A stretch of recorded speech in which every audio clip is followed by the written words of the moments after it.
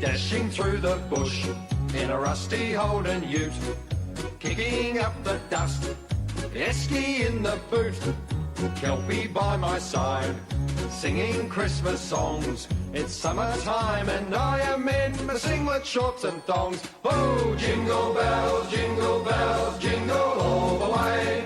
Christmas in Australia on a scorching summer's day. Hey! Jingle bells, Christmas time is beaut. Oh, what fun it is to ride in a rusty Holden ute.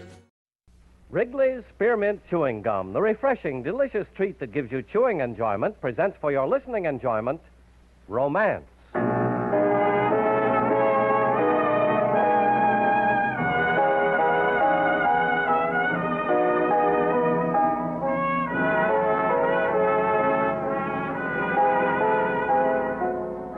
Romance, bringing you the finest stories of the world's greatest romantic authors.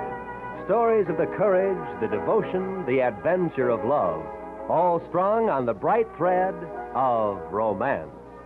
Tonight, the makers of Wrigley's Spearmint Chewing Gum bring you John Cleary's unusual story, Den of Thieves.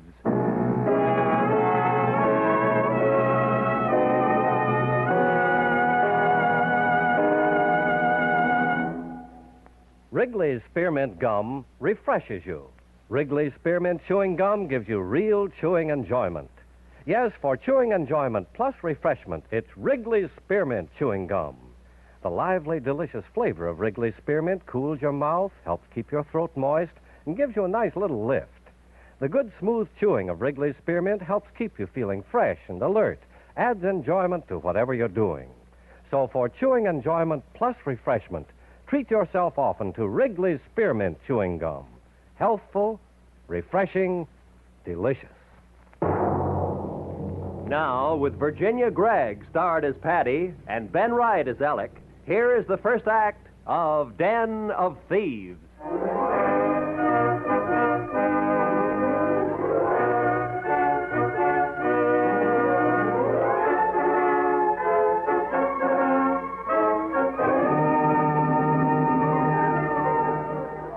The bus that had brought me from Plymouth disappeared around the corner with a wink of its tail light. And I found myself standing alone and cold in the high street. The English coastal town of Whartlecliff was not at all what I'd imagined. Stone cottages lining the street were dark and silent in the early dusk. Below me was the bay, and I could see the masts of several sunken ships rearing above the water. The street was deserted except for a man leaning against a mailbox at the corner. I picked up my suitcases and walked toward him.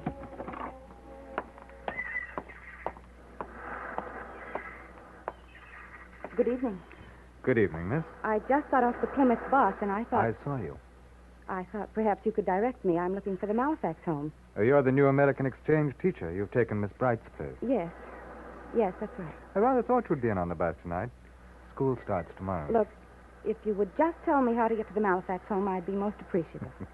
You're annoyed with me, aren't you? Yes, I am. I'm sorry. I didn't mean to be rude. It's just that I appointed myself a welcoming committee. There's no one at the Halifax home right now. They're out in the boats. In the boat? This is a fishing village. Of course. It just sounded strange, was all. I'm Alec Cardigan. Patty Flannery, from New York. How do you do? Well, I don't imagine that Whartlecliff is quite up to your expectations, Miss Flannery. Well, it's more quiet than I thought it would be. Yes, sometimes. But the people here like it. They and their grandparents before them have for hundreds of years. Oh, you don't live here? Oh, great heavens, no. No, I'm just visiting. Vacation? Yes. Well, in a way. Look here, it's going to be several hours yet before you can get settled at the Halifax. Would you care for something at the Hungry Man? Hungry Man? That's the pub across the street. Oh. Well, It's quite proper, I assure you. After all, it's the only public house in Whartlecliff. Oh, I don't know. After all, I'm the new teacher. Oh, nonsense. Now, come on. We'll have a nice pot of tea and some cress sandwiches right by the fire. After that bus ride, you must be freezing. All right. But if the school board is annoyed, I'll tell them you're to blame. I doubt they even have a school board here. Come along. I'll just get your bags, and here we go to the Hungry Man.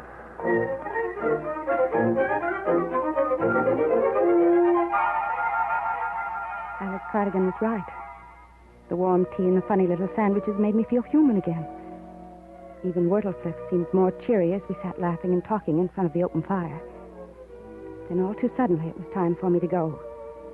And we walked the length of High Street through the crisp summer night. The cheeriness of the pub faded as we came to a stop in front of one of the houses. Well, this is it.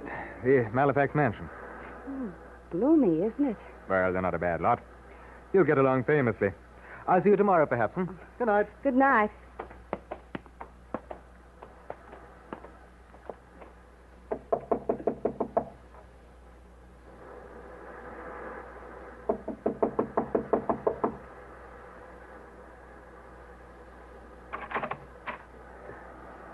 Yes? I'm Miss Flannery.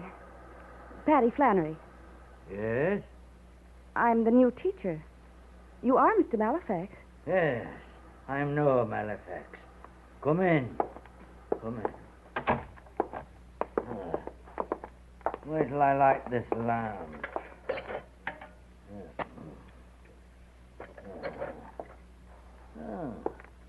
You're a pretty thing.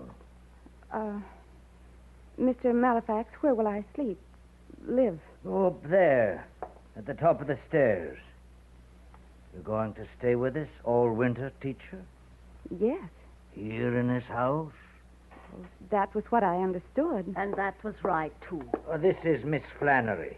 And this is my wife, Mrs. Halifax. You're late. The bus got in 2 hours back. I was told you weren't home. So I went to the Hungry Man for something to eat. Who told you? Mr. Cardigan. The surveyor chap. Well, I don't know what he is. He didn't say. I see. We got back late. Noah, Huh? take teacher's things up to her room.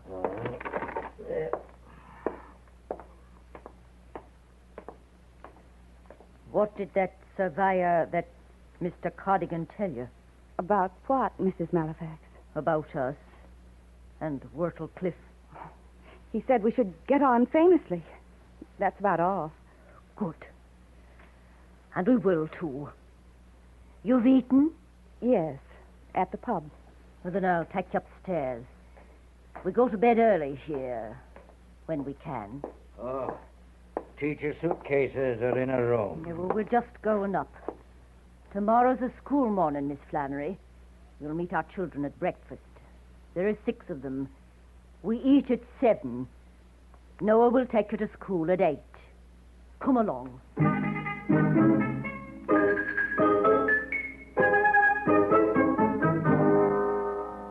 And that was my introduction to the household where I was to live for the coming year. My room was small, but there was a desk under the window, a kerosene lamp burning on it.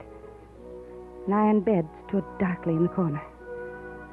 I thought of the comfortable backyard, complete with sun chairs and barbecue the teacher with whom I traded places was enjoying. Miss Bright would like New York.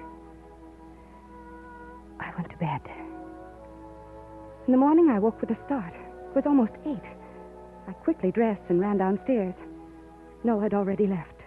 After a cup of coffee in the kitchen, I found my way to the schoolhouse. Alec was waiting for me. You're late. That's the second time I've been told that. Well, how did you make out with the Halifaxes? Oh, just famously. Yes, they are hard to get used to. You seem to know a great deal about the people here and the town for someone who's just vacationing. Well, it's a small place. One hears things. Noah said you're a surveyor. Oh, so it's out, Well, yes, I am. And what are you doing here? I'm with the Ministry of Works. There are 3 of us, but the other 2 chaps are billeted in a place near here, and we meet in the mornings up on the main road to Penzance. Something secret? No, not particularly. We're plotting a new road in case they open up an old army camp back in the moors. Oh. I said I was on vacation because, well, no need for useless talk. Not even very romantic. I thought I was going to be late for my first day of school, but I seem to be the first here. I wonder where the children are. Inside? Inside where? In the schoolhouse behind you. They were all there at 8 on the dot.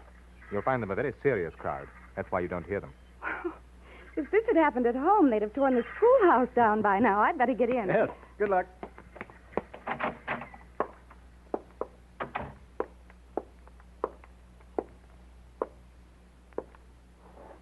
Good morning, children. Good morning. Good morning. I'm your new teacher for this year, taking Miss Bright's place. My name is Miss Flannery. You may sit down now. Children, while we are getting to know each other, there may be things I don't understand at first. So I'm going to need your help. And in turn, I may be able to help you. I think we'll get along beautifully. Now, for this first hour, we'll have an exercise. While you're doing it, I'll be able to go over some of Miss Bright's old roll books, and perhaps I can learn to know each of you a little sooner. So, for now, take pencil and paper and write your name at the top. Then write a few short lines about where you live, what you do, what you like, and what you will be when you grow up. When you're through, you can bring them up and put them on the corner of my desk. All right. Go ahead.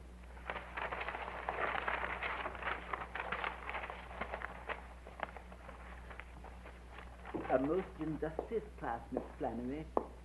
Permit me to introduce myself. Mr. Ypsilanti, the squire. Oh, how do you do? I'm Miss Flannery, yes, I know. I'm pleased to know you. I have something to tell the children here. I hope I'm not interrupting your class. Oh, no, not at all. Of course, it will be of interest to you, too, Miss Flannery, and it's something you should know about. You don't mind. Of course not, sir. Go right ahead. It is now just 8:53. Children, some half hour ago, the excise men were in the town square. Excise? Searching for smuggled goods, contraband. And you children will be happy to know that nothing was discovered amiss in the village of Wyrtle Cliff. That's twice this year. That's right, Bascom, very right. Well, that's very interesting. Isn't it, class? And now, children, I think Miss Flannery ought to be let into the picture. Would you step this way, Miss Flannery? Bascom, would you just lift the lid of your desk like a good child? There you are. But this desk is filled with perfume. Yes, indeed. French perfume. Imported. Thank you, Bascom. You may close your desk now. And Adam, would you lift the lid to your desk, please? Thank you, my little man. Nylon. Correct again, Miss Flannery. And again, they are imported. Thank you, Adam. And now close your desk and get back to your lesson. I think it is needless to go through the entire classroom, Miss Flannery. Each desk would be much like the others, each filled with some little goodies from the continent for the people of Britain. Contraband. This is what the excise men were looking for. Oh, but they'd never think of looking in the schoolroom of the young American exchange teacher. And if they did look, think what an awful fix you'd be in. Because, after all, the villagers would stick together, and I should have to blame someone. Shouldn't I, Miss Flannery? But this is... Preposterous? Not at all. Rather, it's a lucrative business. Going to tell the coppers on her? No. No, you're not the type. You've come all the way from America to Wyrtle Cliff to be informed, not to inform. Oh, you must do some informing, of course, but you will restrict it to the children. Won't you, Miss Flannery? Smugglers. A whole village of smugglers. Even the children. Quite right, Miss Flannery. And they're fine children, following in their father's footsteps. If we are not caught, the children of these children perhaps will carry on the business. Oh, but you will be caught. Sooner or later, surely you'll be caught. Oh, perhaps. But I doubt it. The whole plan has been carefully worked out. And besides, I'm the, shall we say, mastermind.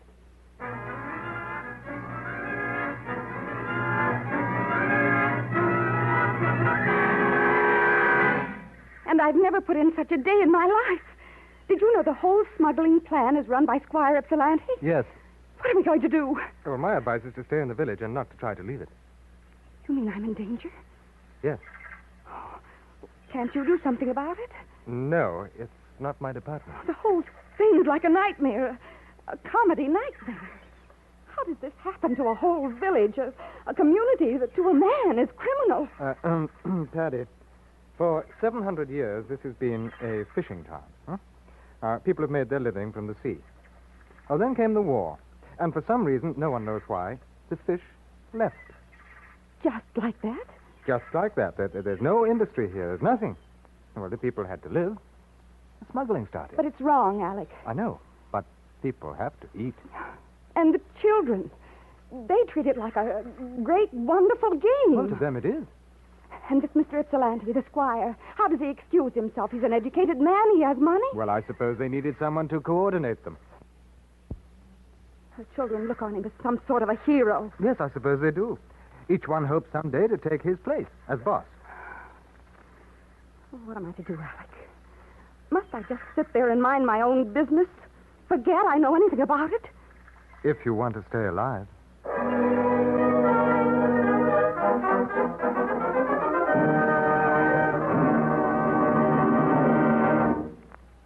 Friends, wherever you are, whatever you're doing, you'll enjoy chewing Wrigley's Spearmint Gum. Chew Wrigley's Spearmint while you're working. The lively, full-bodied flavor of Wrigley's Spearmint gives you a refreshing little lift. The smooth, pleasant chewing of Wrigley's Spearmint Gum helps keep you feeling relaxed and satisfied. Makes your job seem easier. Chew Wrigley's Spearmint Gum in your home, when you're out walking or driving, when you're enjoying outdoor sports and other activities. Wrigley's Spearmint Gum tastes good anytime, and the natural chewing aids digestion and helps keep your teeth bright and attractive. Yes, wherever you are, whatever you're doing, you'll enjoy chewing Wrigley's Spearmint Chewing Gum. Healthful, refreshing, delicious. And now for the second act of Den of Thieves, as we return to romance.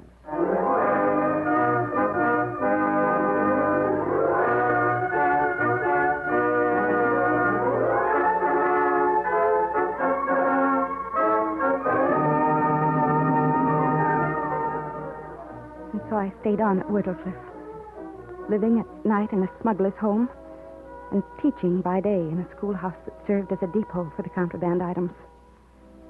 But days passed, and Alec Cardigan was always near at hand, so they were not unpleasant. He was a pipe-smoking sort of traveled Englishman who can be completely charming. And he was. One rather stormy Saturday night, we had gone to a movie in the next village, and it was late before we got back. We were standing before the small peat-burning grate in the Halifax home. Oh, that fire feels wonderful. Well, if it weren't so late, I'd picked you something hot to drink. Oh, no, not for me. I've got to be running along anyway. Thanks so much for the movie. Cinema. Oh, it's a good job I had you along. That wind would have my little two-seater right off the cliff if you hadn't been there to weigh it down. Oh, what a backhanded compliment that is. Oh, no, seriously, Patty. I've enjoyed it. Every moment of it. Oh, the only harsh note is that I won't be staying on here much longer. I'll be sorry to leave. I'll miss you, Patty. I'll miss you too, Alec. But then that school full of strange, silent children will need my undivided attention. Yeah. Well, I'm off, Patty. I'll see you tomorrow, When you perhaps. two come in, was there any sign of Noah? Why, no, Mrs. Halifax. Why, in a blow like this, you can't see across the square. Why, where is Noah? Out with the boats? The boat tonight? In weather like this? Aye, to pick up more goods from the French coast. Well, he'll be lucky if it's not washed overboard, and himself along with it. Noah can handle a boat in any weather. But I wish he was home. He'll be all right. Yes, of course.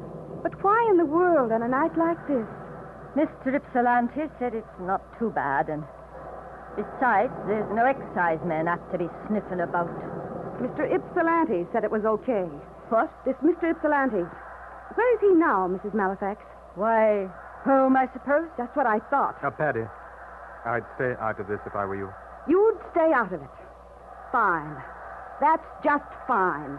That's just what Ypsilanti's doing while those men, the whole village, are out there in that storm. You'd stay out of it. Well, let me tell you something. Oh, no. No. It's all right, Mother. I'm all right. Oh, you're home, Noah. I'm home. Oh, no. But I lost the boat. It's sunk. Back there in the black water by the rocks. It's gone. Noah, you're hurt. Not bad, teacher. But my 2 men are drowned.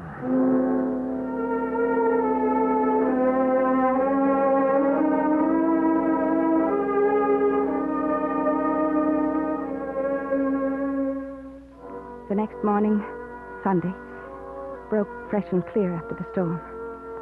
By the time I dressed and got downstairs, breakfast was finished, and Noah was alone in the front room reading the family Bible. I went on through to the kitchen, warmed some coffee, and heated up the now cold porridge. Sitting at the kitchen table, my mind wandered to my home, to New York. I came back to Whortlefliffe with a snap. Noah was talking to someone in the front room. It was Mr. Ypsilanti. I want you to go out again tonight, Noah. But my boat's under the water, Squire. I can't. You could get another boat. Borrow one, I mean. Well, last night was bad, poor bad. The lads will be fixing their gear. Noah, this is important. More important than any trip we've made yet. But, Squire... You might almost say it's imperative. I've got to go. No, you're the best man in the village. I don't like to give orders. You know that. Let us just say, I think it would be advisable. When do I start? There's a good man. This trip will be slightly different. You'll not pick up anything this time. No, this time you'll carry a passenger. Man. Carry a man to where, Squire? To the coast of France. I'll give you the details later, but be ready just after dusk. This man will meet you on the beach. Agreed? Agreed, Squire. And now, if you've coffee warmed, I'll just have a cup and be on my... Good morning, Miss Flannery. Good morning, Mr. Ypsilanti. Breakfasting? Yes. Teaching is a great profession, Miss Flannery. I like it. One garners so many bits of information. Have you found that sometimes knowledge can be dangerous? Sometimes. For instance, if one overheard a conversation, it might be better to forget about it entirely, mightn't it? It should depend on what was said. Yes, of course. To quote somewhat tritely, Miss Flannery, a little knowledge is a dangerous thing. Oh, but then so far you've been such a clever girl. Oh, what a pity. The coffee is all gone.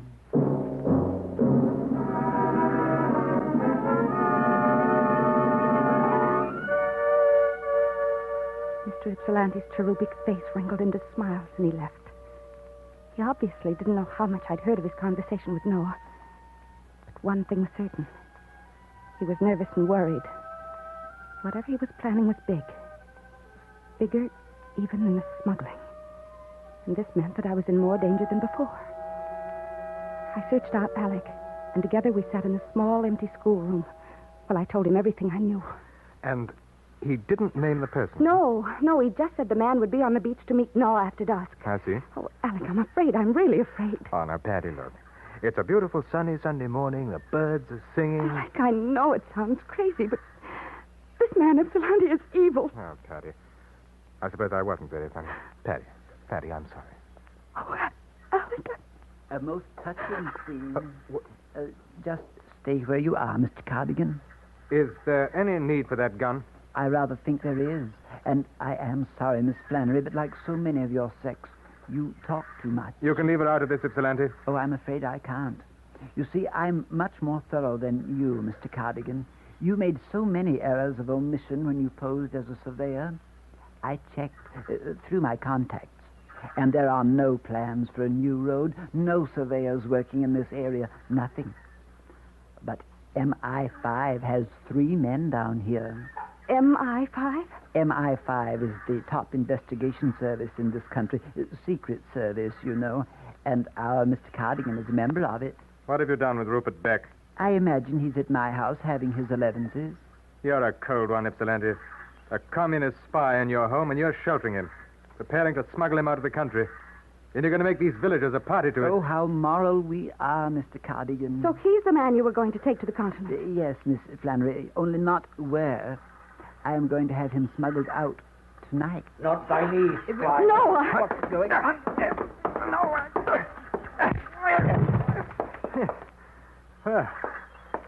Thanks, Noah.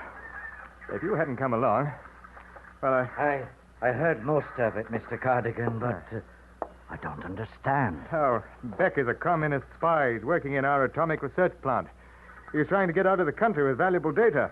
And Squire Ypsilanti was a communist? No, he's just a traitor. He was offered a great deal of money for this. and you knew about the smuggling all the time. Yes, Patty, yes. But we had to wait. Am I for jail? And my wife, too? No, I don't think so, Noah. Not now. Mr. Cardigan, we villagers may have cheated the government a small slice now and then, but we don't hold with betraying it. No, I know. But, Mr. Cardigan, that's what I came to see about. Look. Huh? A fish? Aye. And young Boscom's got more, and so have the other children. They fished this morning just for fun. You mean the fish are back? It looks that way. We were going out in the boats within the hour to make certain. Oh, no, that's wonderful. Oh, they'll stay this time, it is. And now you can give up the smuggling. Aye. It'll be dull around here for a while. But we'll get used to it. Well, shall I round off some of the lads, Mr. Cardigan? We could go after that Rupert Beck together. I'd like a hand in it. Good lad, Noah. Come on, let's go.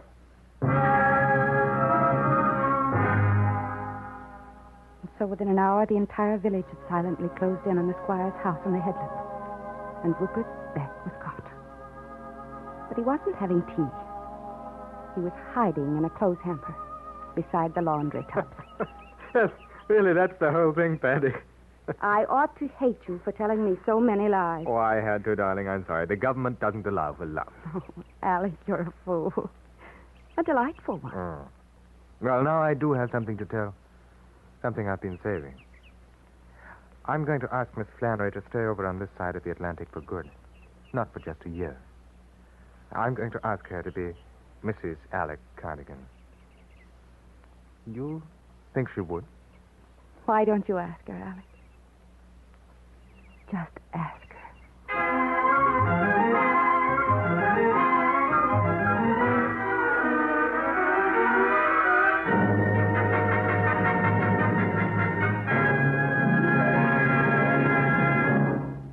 Remember, friends, Wrigley's Spearmint Chewing Gum refreshes you. Wrigley's Spearmint Chewing Gum gives you real chewing enjoyment.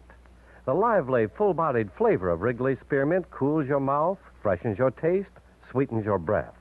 The smooth, pleasant chewing of Wrigley's Spearmint helps keep you feeling relaxed and satisfied, makes whatever you're doing more enjoyable.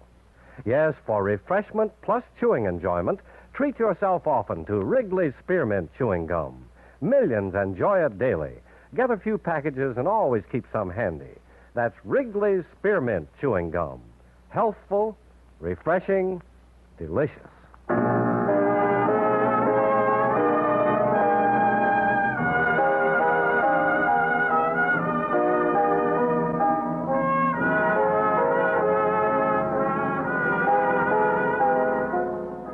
Romance is produced and directed by Norman MacDonald and brings you the greatest love stories of today and yesterday. Tonight you have heard Den of Thieves by John Clary, starring Virginia Gregg with Ben Wright. Parley Bear was Mr. Ypsilanti. Featured in the cast were Joseph Kearns, Irene Tedrow, and Richard Beals. Editorial supervision is by John Meston, and musical supervision by Earl Towner.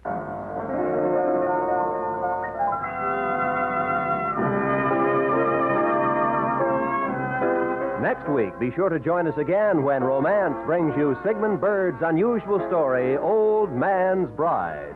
Roy Rowan speaking. This is the CBS Radio Network.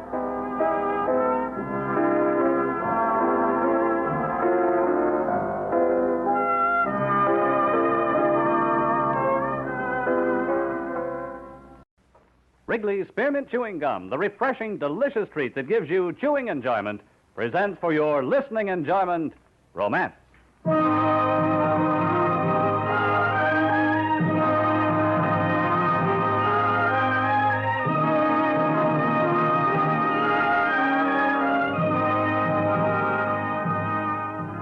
Romance, bringing you the finest stories of the world's greatest romantic authors. Stories of the courage, the devotion, the adventure of love, all strung on the bright thread of romance. Tonight, the makers of Wrigley Spearmint Chewing Gum bring you Joseph Hergesheimer's unusual romance, The Token.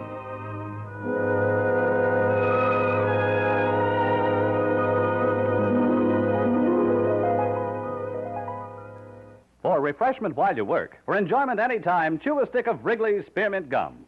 The delicious, long-lasting, real mint flavor of Wrigley Spearmint cools your mouth and freshens your taste.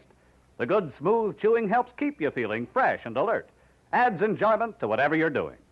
So indoors, outdoors, at work or play, enjoy chewing Wrigley Spearmint Gum. Wrigley Spearmint. Refreshing, delicious.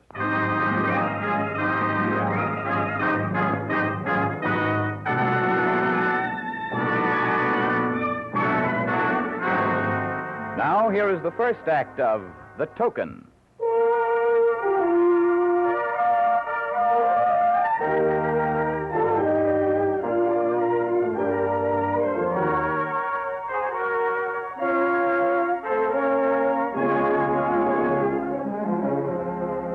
It was by now 6 in the evening. I was standing at the taffrail of the Triton, watching the log line that ran from the wake and strained back as the ship worked homeward. She was a square-rigged ship with 3 masts, bound for Salem after a 2 years trading voyage to the other side of the world. I stood there looking back and thinking that I had no great desire to be nearing home. Just then, Seth Hawes, first mate and a good friend, came up to the rail beside me. It's you, Ben Kelly. Hello, Seth. Squally weather. We've seen worse. We have, by far. Phineas Cassidy can't sell his head. What? I said Phineas Cassidy can't sell his head. Well, why not? It's broke. That's why he can't sell it, I guess. And who broke it?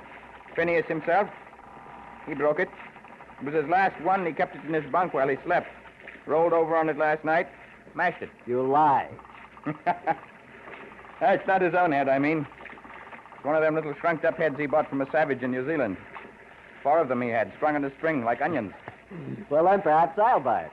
What for, Ben? Oh, sort of a token of the voyage. Seems you told me you caliphs got a token. Yes. Yes, I've not forgotten. Now tell me, Ben, what's it look like, this family token of yours? Oh, it's just a gold coin of the Orient, stamped with a lot of strange signs. You really believe in it, huh? Well, Seth, it's an old family tradition I was brought up with. You see, if a caliph man gives it to a woman, then he marries her, no matter what. And you gave it to Anise Balavan, huh? Just before we sailed. That seems a long time ago. Ben, you haven't much like being supercargo on this voyage, have you? Seth, my passion's for the sea and for ships. I hate being a merchant. Well, then let your father and your brother handle the financial end. I intend to. Anyway, my training's done now. In the spring, I shall sail as master of this ship. A ship's master at 25, huh? Yes, but this is my 3rd voyage, and I've studied hard the whole time. You have, lad, I know. Well, I think you can handle it. Your father willing, of course.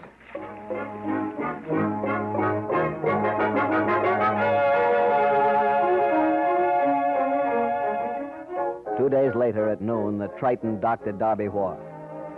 I walked through Salem to our huge square brick house on Chestnut Street, entered, and went directly to my father's study. Come in.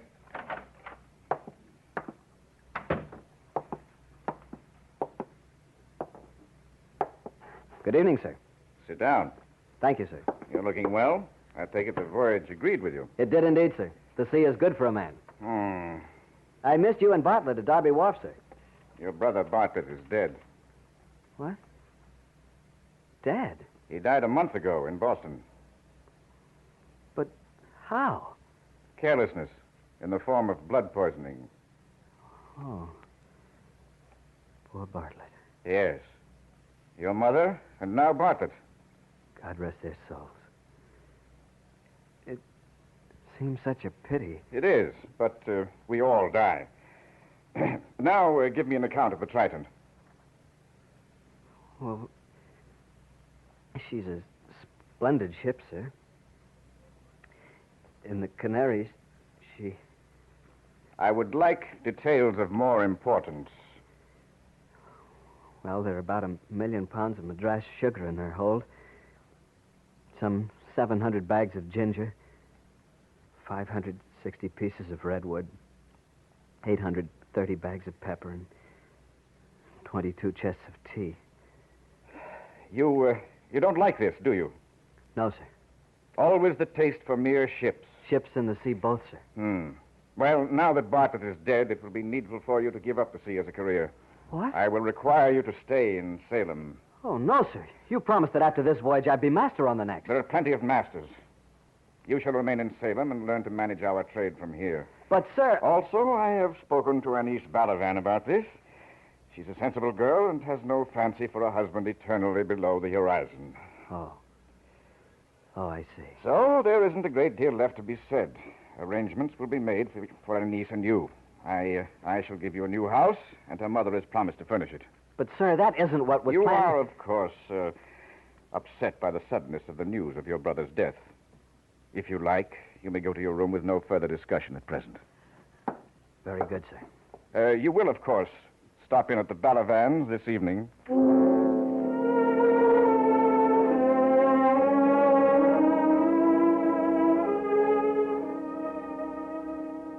Angered and confused, I went to my room. There, a servant brought me a dish of codfish with a green sauce and a bottle of sherry. An hour later, I went to the Balavans' house, where I was greeted not by Anise, but by her younger sister, Sumatra. Ben! Oh, Ben, it's good to see you. Sumatra, how are you? I believe Anise is expecting me. Come, sit down. Thank you. There. Now, tell me every shift of the Triton's wheel. Be a human log for me, Ben. In good time, Sumatra. Look, I thought Anise was... Oh, she'll be down presently. Tell me, did the Triton do anything really exciting? Oh, I hope you came in with a sheer poles coach-whipped and cross-pointed Turk's heads with double rose props. Sumatra, I assure you I don't understand a word you're saying. Now, will you go at once and tell Anise... Oh, you don't? Well, Ben Caleb, I hear it doesn't matter what you understand about the sea now that you're going to be a clerk. What? A mere clerk. It doesn't take much of a gale to burst your foresail, does it? Sumatra, all your life, people have thought you a joke with your language like a crazy ship's chandler. Bah! Are you or aren't you leaving the sea for your father's counting house? I've had enough of your talk, Sumatra. Now, will you kindly go tell Anise that I'm waiting? Ben, do you really hate me? I mean, when you're not in a rage. On the contrary. In fact, I think that one day you'll make a fine wife for the captain of a West India lugger, for some incompetent fellow trading with Bermuda 100. Oh, come now, Sumatra. Look, I'm sorry for the insult. Forgive me, please. Ben, don't let him do it. What? Your father. He'll ruin your life. You must stand up to him. You won't be struck dead, you know. Nonsense. I'm not afraid of my father. It's something a girl couldn't possibly understand. Oh, you're wrong, Ben. I do understand. You just can't mutiny. Isn't that it? Yes. Yes, I suppose it is. But how did you... Listen, Ben. What you don't understand is that while at sea one can't meet tyranny with mutiny, it's an entirely different matter on land. I'm not sure there is such a difference. Well, you'd better be sure soon, or you'll be helpless. Yes, helpless. You'll marry Anise and grow fat and sallow and soft. That's what'll happen to you. Well, why not? Anise stood in the doorway, slender and palely gold. I'd forgotten how lovely she was. Her soft blonde hair was like a cloud in sifted sunlight. Her skin had a warm pallor, lending a great delicacy to her beauty. Ben, how weathered and rough you look. And you, Anise, you're as lovely as ever. Come, there's an ocean of things for us to talk about and arrange. Good night, Sumatra, dear. Good night. Good night, Ben. Anise held her face gently to me. It was like a tea rose. I realized I ought to kiss her, but I felt extremely awkward. Somehow her manner suggested more that we'd been married a year than separated by the diameter of the world for two. Still, I was proud of her. In her way, she was fine and beautiful. And she possessed the Caliph token. Ben, I'm so glad you're not going to sea again. And it's true. You do agree with my father. Why, certainly I do. After all, you're not a common sailor, Ben. You're a Caliph. And you belong here in Salem. Anise, I thought you knew what the sea means to me. But, Ben, your business will require you to be around ships a great deal. That's a poor substitute for being a master of the Triton on a world voyage. Nonsense. You'll be the real master of all the Caliph ships. It's not the power I want. It's the sea and my own ship. Please, let's not quarrel on your first evening home. It's not a quarrel, Anise. It's... Ben, did you hear? Isn't it unexpectedly sweet of Mother to furnish our house? Isn't it? I suppose. Ben? Yes. Yes, of course it is. And we're going to have the most miraculous brocades and hangings. And just imagine, a French boudoir. That'll be fine. Oh, Ben, we're going to be so happy. Of course. Of course we are, Anise.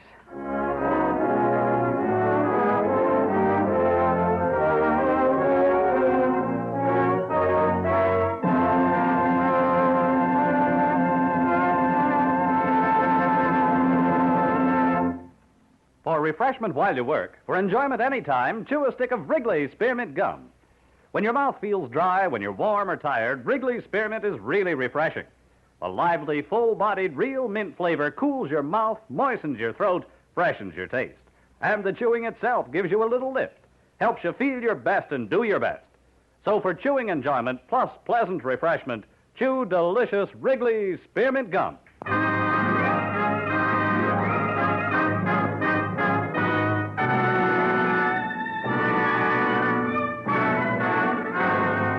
And now for the second act of The Token, as we return to romance.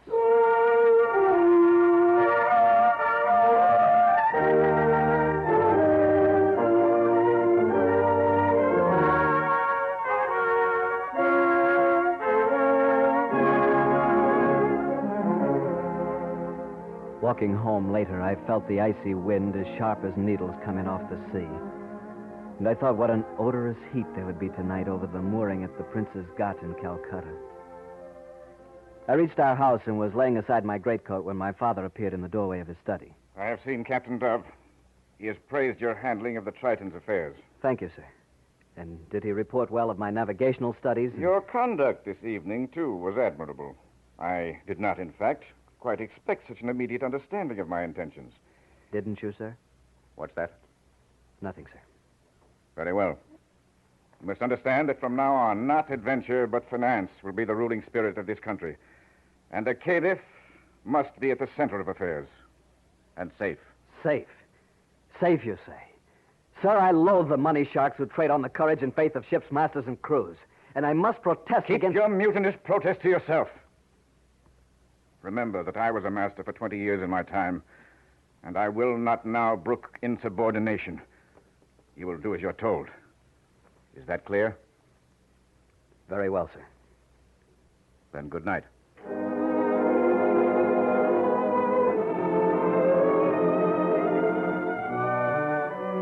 The helplessness of which Sumatra had spoken flooded me.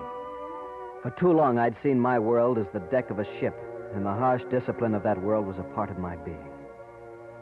No, I could not mutiny. A month passed.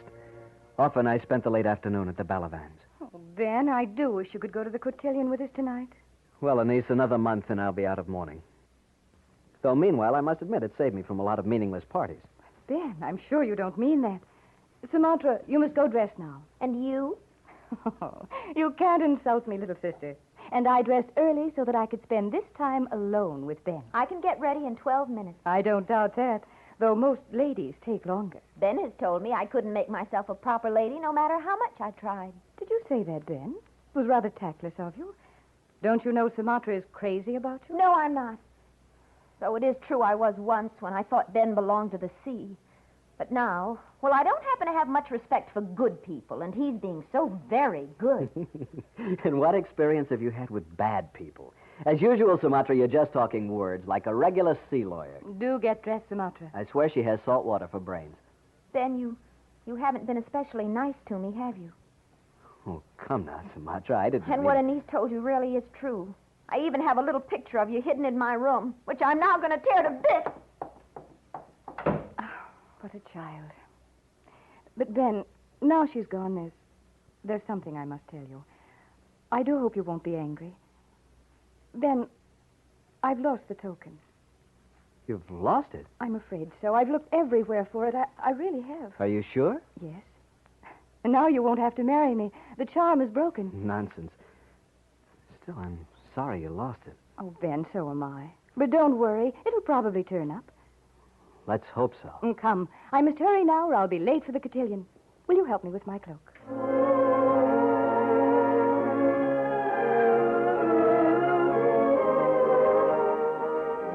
After I saw Anise and Sumatra enter their carriage, I wandered aimlessly down through the quiet streets to the docks and stood there for a while watching the icy water. A tern, lost and late, went out over the harbor crying and lamenting. I was suddenly depressed and thought of my life to be passed in a little scented room choked with brocade and hangings. And to throw it off, I decided upon a mug of rum at the Monsoon, a sailor's tavern that lay in a street just behind me. I reached it quickly, pushed open the door, and went up to the bar and ordered a rum. How are you, lad? Seth Hawes. I knew you'd come skulking round sooner or later. Seth, I'm glad to see you. Yeah, pick up your rum. We'll go sit in the corner and have a talk, huh? We sat down facing each other across an old plank table. And there, during the next hour, I told him the whole story, even including Anise's loss of the Caliph token. You still set great store by your little East Indian coin, don't you, lad? Well, Seth, it's a strange thing. Since she told me she lost the token, I have a different feeling. Huh? Oh, I'll marry her, of course, but I know I'm not in love with her. Well, you can't help that. Oh, she's a fine girl, I hear. Certainly she is, but Seth, I feel trapped. Well, why don't you run off? You wouldn't be the first man born to the sea who did. That'd be mutiny, Seth. Mutiny, is it? Now, listen to me, lad. Your father's no longer a ship's master. He's only a father. I know, but you forget the years I've spent under his influence. I can't throw it all off overnight. I know that, lad, but you'd better try before it's too late. Being a lady here. Move now, or I'll bite off your other leg. Lady, is it? Since when did that drunken brute go about with ladies? Every harbor girl likes to be called a lady. Who is he? Jake Kilrain. Remember him that night in Canton? I'll never forget. Now I'm sure she's no lady. Oh, but she is. Take a look. I turned and saw Jake Kilrain's huge hulk bending over the slight figure of a girl in a beautiful green silk dress. When the bartender set 2 mugs of rum before him, he picked one up with drunken delicacy and handed it to me. She turned toward him, revealing her face. It was Sumatra. For a moment, I was stunned, but then I got up and went over to her. Oh, it's you. Come along, Sumatra. I'll take you home. Thank you, but I'm not going home. Of course you are. This is no place. What are you doing? Leave her alone, you. You heard him. He said to leave me alone. That's right. She'll go when I go, and not before. Stay out of this, you drunken lout. Stay out of this. Why, I'll cripple you for life, Caleb. I'll drink your blood. Come along, Sumatra. Let go of me, you land shark. Let go, I said. That's the girl. Hit him again. You can handle him alone. I released Sumatra's arm and at the same time snatched a mug of rum off the bar and threw it full into Jake Kilrain's face. With a roar, he stepped back and shook his head like an angry bull. Then he came for me. I braced myself against the bar and smashed one foot straight into his stomach. He went down, gasping for air. I grabbed Sumatra and dragged her toward the door. Jake could kill a man with a ball, and he was now angry enough to do it. Look out behind you, men! I flung Sumatra from me and, half turning, saw Jake charging down on me with wild eyes. As he reached me, I suddenly threw myself to one side, letting him fall over my outstretched leg. Then I stepped up to him and kicked him neatly behind the ear. You did it, Ben. You did it. Good work, lad. Only way anyone could have handled him. Come see me tomorrow, Seth. Happy there. But take this lady home before another racket starts. Hurry now.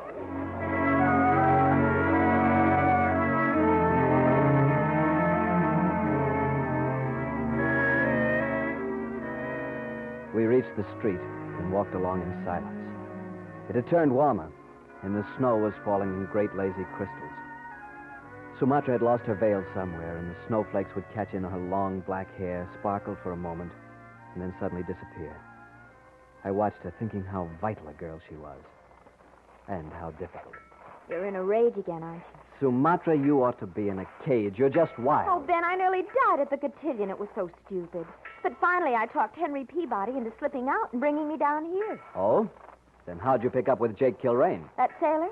Well, I didn't pick up with him, thank you. Just that I thought it'd be fun to go into the Monsoon, and Henry and I had a row about it. Then that big ape came along, so I went in with him. Don't you know the Monsoon's no place for a lady? Oh, then I am a lady after all. Now, if you'll take me to your house before I go back to the cotillion, I'd like to straighten myself up a bit. Well, all right then, but let's hurry. Why? That silly cotillion will last all night, probably. When we reached the house, I noticed a light still burning in my father's study, so we slipped in quietly and turned into the library opposite. There I put a match to the fire. And then on an impulse, I did a curious thing. Leaving Sumatra, I went out into the kitchen, got a bottle of champagne, opened it, gathered 2 high glasses, and returned to the library. Sumatra was sitting on the floor with candles before a tall mirror. Well, now you're being nice to me, and it's just what I need. You don't deserve it, of course. Oh, don't be wretched. Come, let's pour it.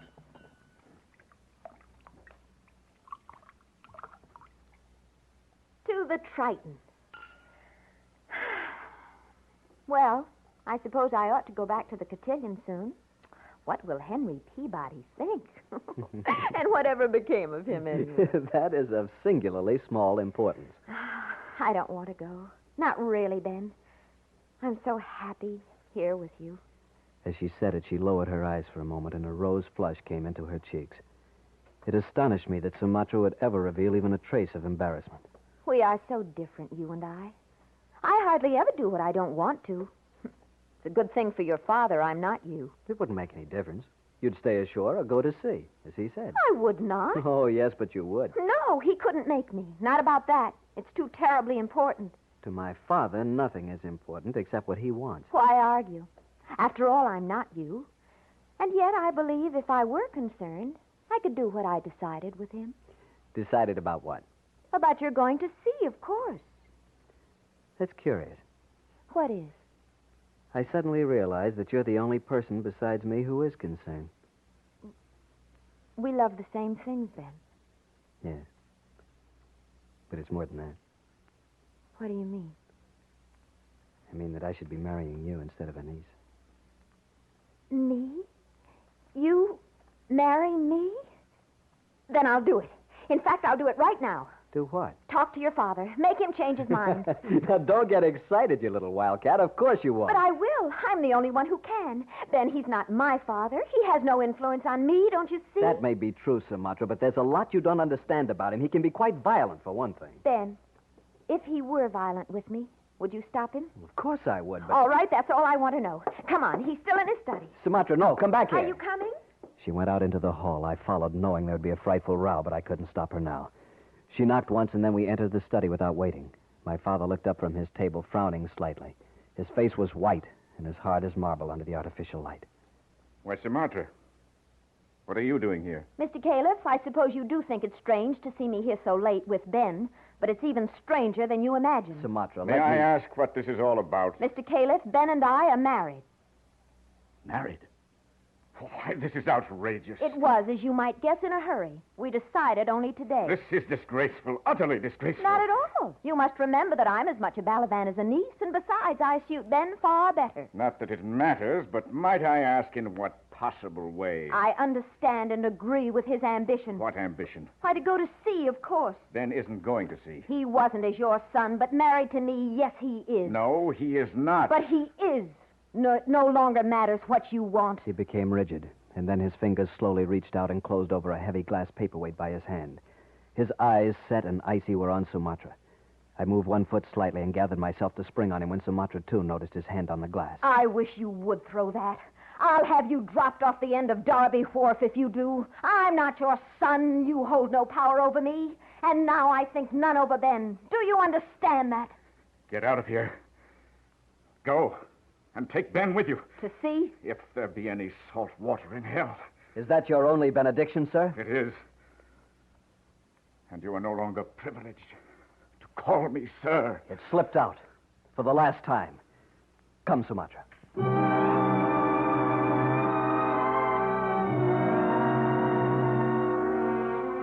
We went back to the library and sat down. My father had been face down for perhaps the first time in his life. And it had somehow broken the spell he had had over me all these years. I could see it all clearly now. And I could see Sumatra, too. Her eyes were shining as I took her in my arms and kissed her. Oh, Ben.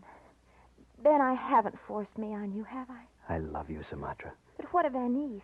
I discovered earlier tonight that I don't love Anise. Well, she doesn't really need love, you know. Just respect, and someone respectable to give it to her. Well, I'm no longer quite respectable, so she wouldn't want me anyway. And it's you I love. Oh, Ben, dearest. But what can we do now? Go to sea. On the Triton. What? Of course, my father may never speak to me again, but he's too selfish not to make me master of the Triton. What are you saying? Simply that now that he knows he can't keep me ashore, he certainly won't throw away all my training on some competitor. Ben. Yeah? Just don't you get any ideas about sailing off to the ends of the earth and leaving me behind all reefed down. Where you go, I go. As my wife should. Really, Ben? Really, darling. Well, then you'd better do something about marrying me. Oh, good heavens, I forgot. I'll take care of it first thing tomorrow. Promise? It's as certain as though you had the Caliph token. Sumatra, tonight Anise told me she'd lost the token. You didn't by any chance find it, did you? No. No, Ben, I didn't find it. I couldn't very well, could I? When I had stolen it?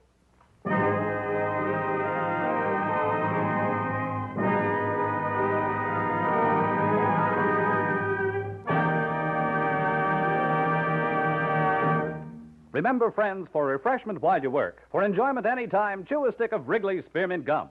There's lots of lively, real mint flavor in it to cool your mouth, freshen your taste, and sweeten your breath.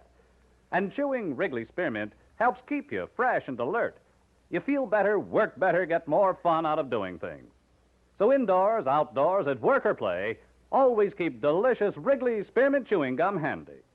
For refreshment while you work, for enjoyment any time, chew a stick of Wrigley's Spearmint Gum.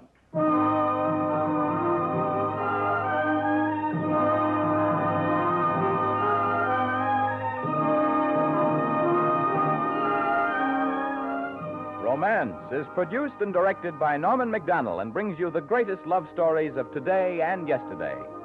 Tonight you have heard The Token by Joseph Hergesheimer, specially adapted for romance by John Meston, starring Harry Bartell with Shirley Mitchell and Lynn Allen. Featured in the cast were Ted Von Elst, Lamont Johnson, and Barney Phillips. Musical supervision is by Alexander Courage.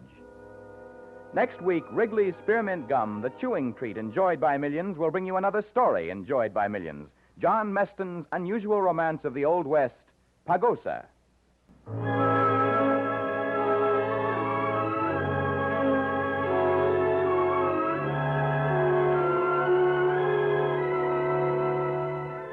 Be sure to listen to Romance next week when the makers of Wrigley's Spearmint Chewing Gum bring you Pagosa. This is Bob Stevenson speaking, and this is the CBS Radio Network.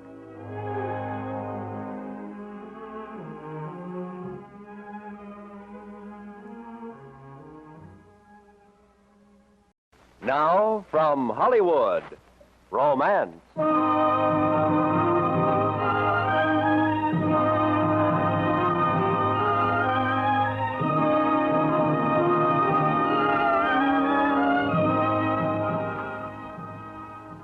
Romance, bringing you the finest stories of the world's greatest authors. Stories of the courage, the devotion, the adventure of love, all strung on the bright thread of romance. Tonight we take you to the wild mountains of Portugal, where two lovers invite terror and death in order to achieve their freedom, as Kem Bennett tells it in his exciting tale, To Live Again.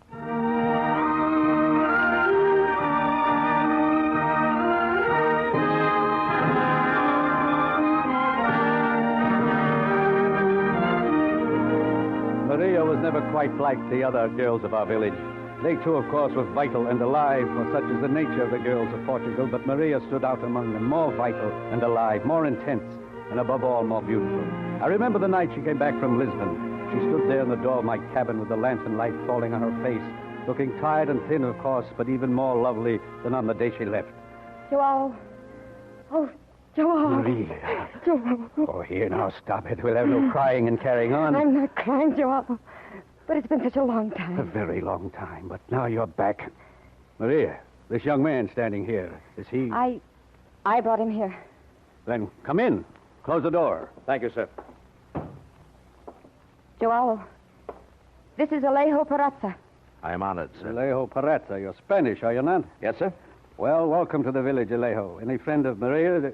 Here, let me put the lantern down. Move these things off the cart so the two of you can sit down. Joel, Alejo is my husband. Your husband?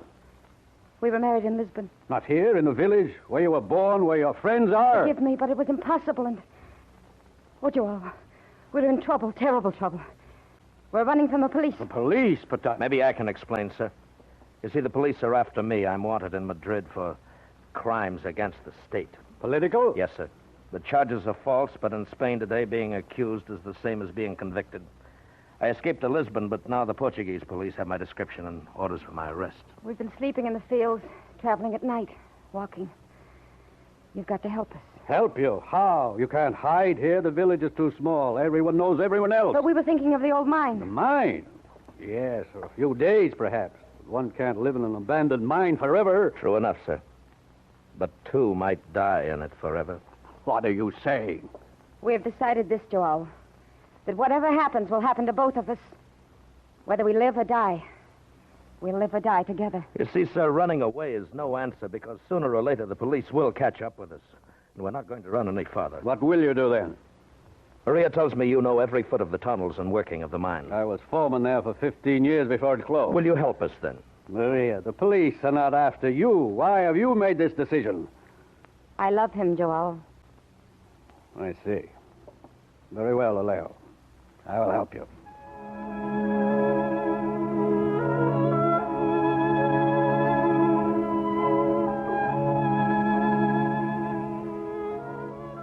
For the rest of that night, while Maria tossed restlessly on the cot, Alejo and I pored over maps of the abandoned mine. It was dawn before we found what we looked for. And even then, we couldn't be certain, not from the maps. We woke Maria, and she slipped away from the village to carry out her part of the plan. And Alejo and I took the maps and went into the mine.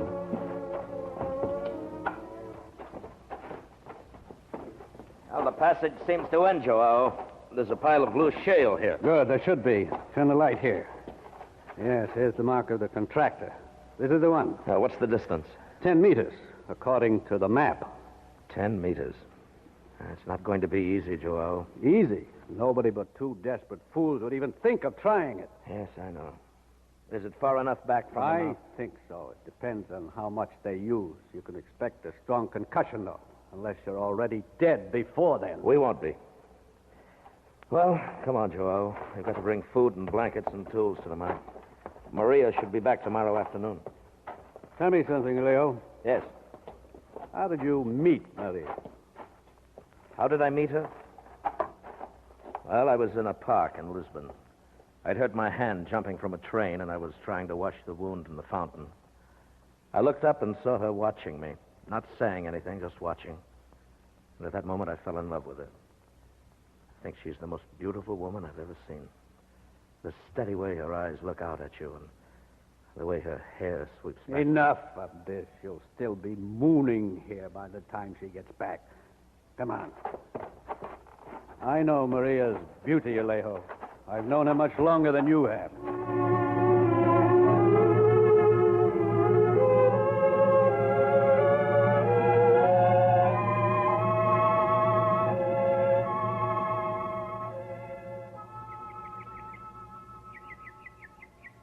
Oh, I'm tired. I've never been so tired. But the job is done now, and well done, I think. How did you go about it, Maria? Well, I left the car near Castelo Blanco in a belt of trees off a side road. It's hidden, but not very well. Good. They'll find it all right. Then I caught a ride with an old man driving a wagon. He was very nice and asked me a lot of polite questions, and I lied to him. I think he knew I was lying. Will he remember you later when the police inquire? Oh, I'm sure he will. He took me as far as Castelo Blanco, and I caught the train to Covilla. I tried to look very tragic and mysterious while I waited on the platform. I even cried a little at the ticket window. The agent will remember you. A girl so lovely crying, how could he forget? Well, at any rate, it's done, and I'm back. And I'm so happy to see you, both of you. I was frightened that you'd let the police come too close and be caught. I didn't even see the police. Joe, how long do you think it'll take them to trace me to the village? The trail you've given them, they should be near at least in about 2 days. 2 days. Well, it'll give us time to build a barricade here at the entrance and start the work inside. Maria and I will stay here at the tunnel from now on, Joao. We can't afford to take chances. What madness to talk of taking chances.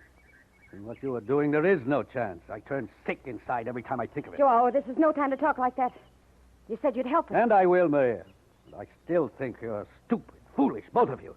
Think you're throwing away your lives without reason or sense. What would you have us do, Joao? Go to the Vallo, one of the other fishing villages on the coast. Try catching a boat to France or America. It's a better gamble than this. And are there no police in France or America? No, Joao. We will not run any farther. We win here or we die here. But we will not run again. You're fools, the pair of you. Well, I'll watch the village for the arrival of the police, and I'll come and warn you. Don't you come, Joao. Send Manuel or one of the other children. No. Let me carry out my own part of the plan in my own way. But for you, it's dangerous, and the child wouldn't be suspected. No matter, Alejo. I should like to see Maria once more before. I'll come myself.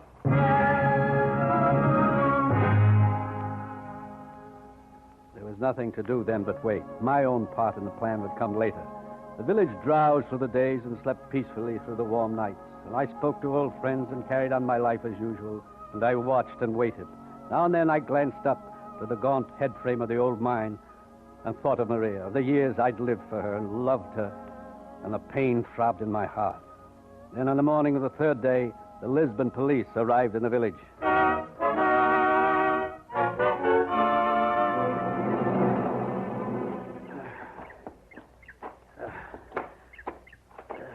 Stop! Who is it? Don't be a fool! Joao, over this way, around the end of the barricade. It's easier. All right, I'm coming. The police, Joao. Have they come?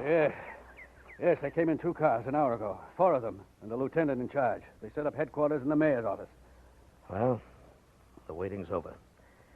There's no turning back now. They're asking questions about Leo Perazza and the girl. They don't have your name, Maria, only your description. I know. That will make it easier when you talk to them. If they knew, they wouldn't understand why you were doing it. I'm not sure that I understand why myself. Tell me, Joao, who ever really understands anything? But this folly, madness... If only madness can save us, then we have to be mad.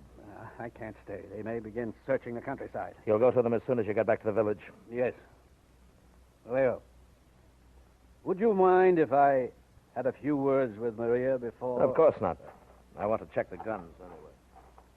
Joao, you've been so good. I did only what you asked. I think what you are doing is wrong, but the decision is yours. Thank you.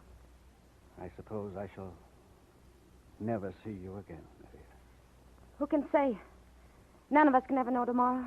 I have loved you, Maria. I love you now. And I love you, Joao. Now and always. So be it then. Here's your gun, Maria. Shoot low and try not to kill them unless you have to. 2 against 5. They'll bring up reinforcements. It's madness. You've named it already.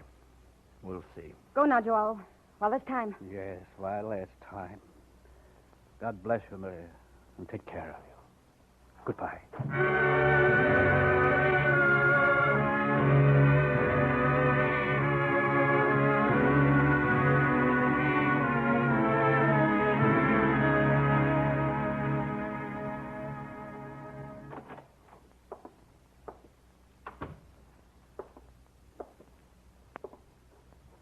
Sir, this is Joao Pereira. He says he knows something about the 2 criminals. What information do you claim to have? The 2 whom you were seeking. I saw them. When and where? I was walking in the hills yesterday and came upon these 2 strangers. So? They stopped me and asked questions about the old mine. Mine? There is an abandoned mercury mine west of the village, Lieutenant Gargulo. According to his dossier here in the files, this man was a foreman there for 15 years. I see. Very well, they questioned you. Then what? When they left, they headed toward the mine. The Spaniard warned me to say nothing to anyone. And what do you expect from this Pereira? A reward? No, sir. I expect nothing. I'm only doing my duty. Well, you're the first villager I ever met who thought cooperating with the police was part of his duty. Some of us have different ideas of duty, Lieutenant. If you like, I can lead you to the entrance of the mine.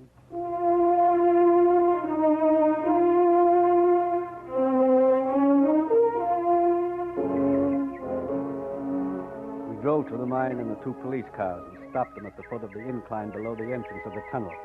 I stayed at the cars while Lieutenant Gargulo and the 2 men started up the slope. They walked carefully, their guns in their hands.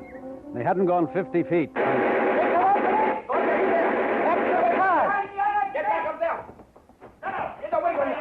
Well, you guessed it, old man. You're up there, all right. Is there any other entrance to the mine? The tunnel runs through the hill and opens on the other side. That's all. No ventilation shaft? No, only the 2 mouths of the tunnel. These mountain mines are all the same. Sergeant, send 2 men around to cover the other end of the tunnel. Yes, sir. If they decided to fight, this won't be easy. They've got a machine gun and they're holed up. Move the cars back. Take cover, all of you. They don't have a chance in the long run, but one of them a woman. Crazy fools. I got a hunch we're not going to take this pair alive.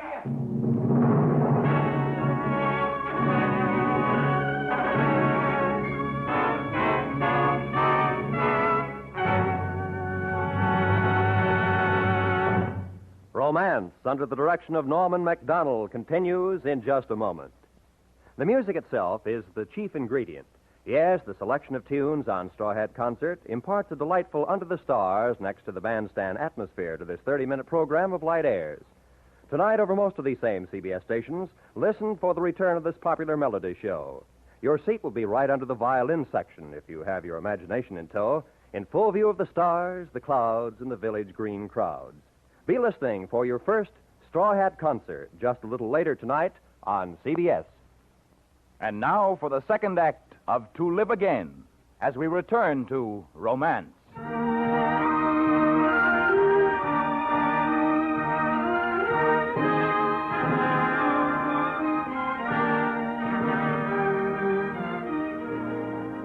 The opening shots had been fired.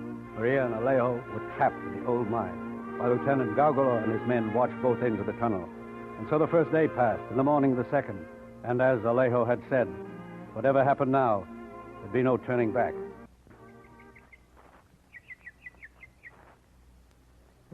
What shall we do now, Lieutenant? I'm going to try talking to him. Won't do any good, Lieutenant. You're probably right, but... Hey, Sergeant. Yes, sir? Clip a few shots at the tunnel while I make a run for those rocks there. All right, sir.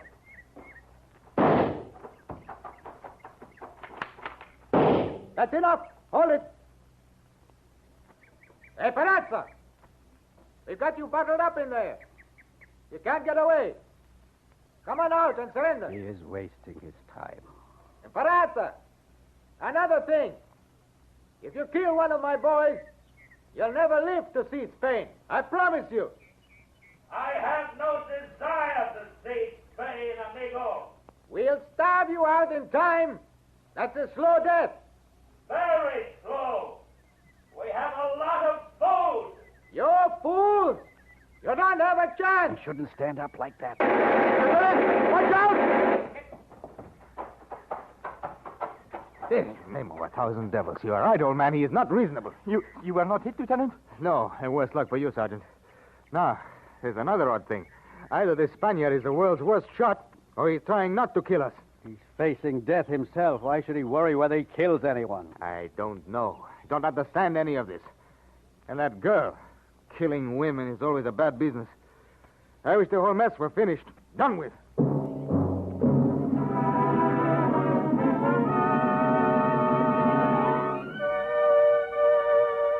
He tried nearly everything he could think of, and nothing had worked, and he was worried. It was almost time to play my last card. Almost, but not quite. Tomorrow, perhaps. I looked up toward the black mouth of the tunnel and thought about Maria and Alejo. I wondered what they were feeling, what they were saying, how they'd pass the night and face tomorrow's dawn.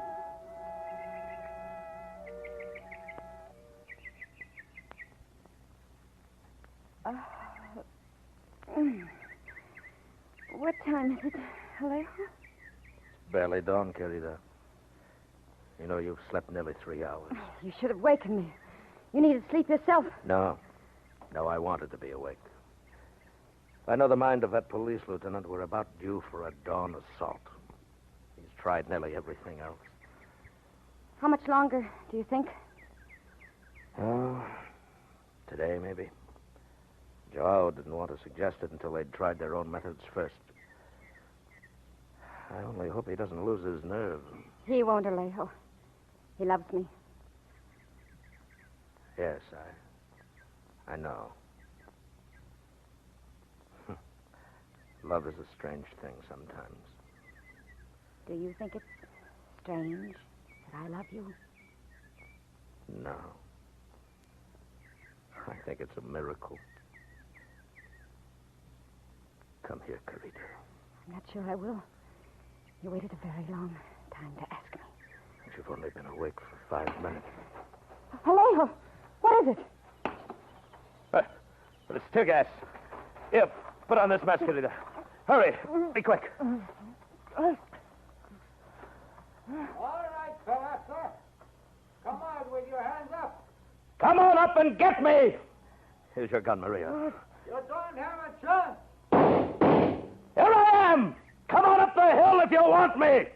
Come on!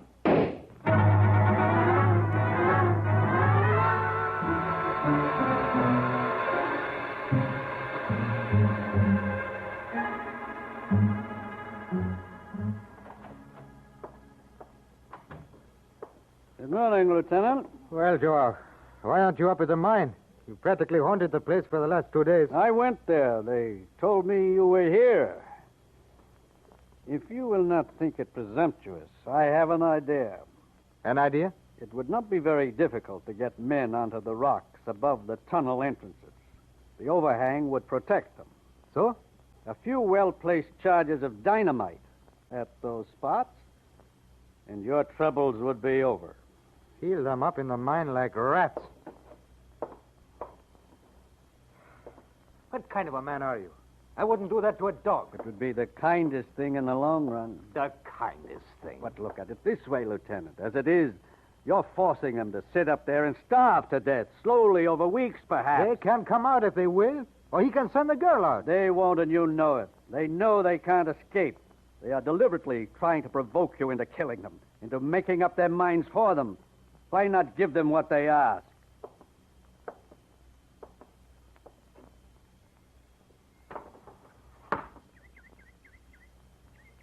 Sure. How much dynamite would be required?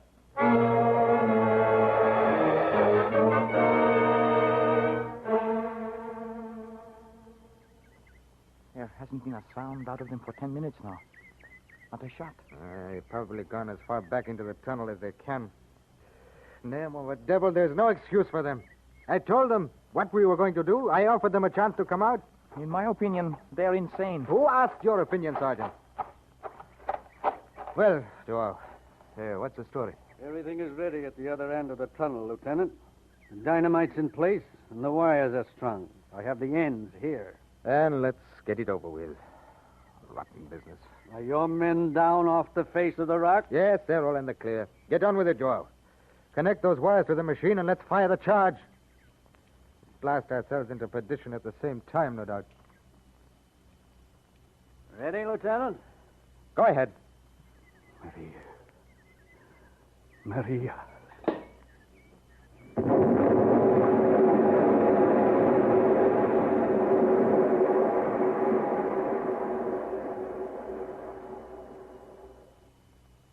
Well, it's done. Yes, it's done. I think I'll have to answer someday, Joao, for listening to your advice. Right and wrong are very difficult things to determine at times. How long would it take for one to dig through that pile of rock? With bare hands, a year. And they have air enough for 10 days. Well, it's done. What's up in the village? Why are they ringing the bell of the mission? Perhaps they sense there's been a death. The devil. Perhaps they're honoring a girl who was very much in love. Oh, it's also for the man, of course. But after all, he had no choice. I think the bell is mostly for the girl.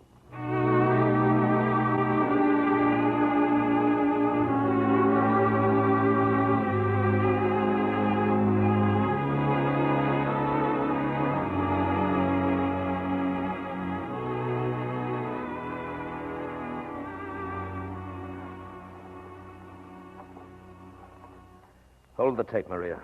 Here, on the contractor's mark. All right, Alejo. Right on the mark now.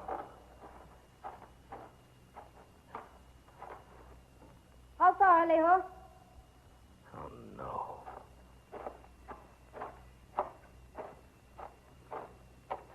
How far have we dug now? 18 meters. But Joao said 10. It was on the map. 10 meters from the contractor's mark to the bank above the river. That's why they stopped driving this crosscut. They didn't want to break through to the surface. Maria, Joao could have been lying, you know. No. Why should he? Perhaps he'd rather see you dead than living this kind of life. Love can take a strange turn sometimes. No, he wouldn't. The map was wrong. He didn't know. We've been here 8 days, Maria. The air's going bad. We haven't much time. But we can't give up. We just can't. To carry a plan so far and then to... No, don't talk like that. There's only one thing we can do. What? Dig. Dig, Alejo. All right. As long as we're still alive. Dig!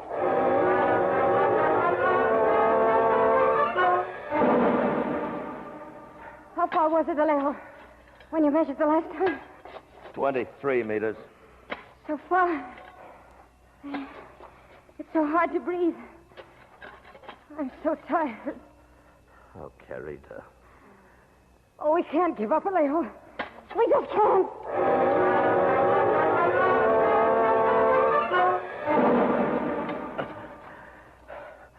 It's 25 meters, Maria. I don't know how much longer we can keep.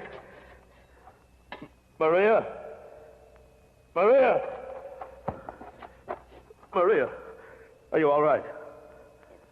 It's no use, Alejo. I'm so tired.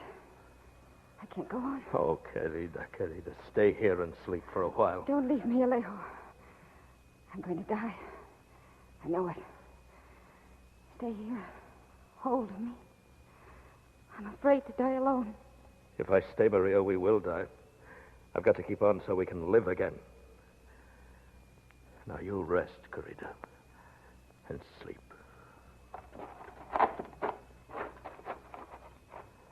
Oh, how far. How much farther.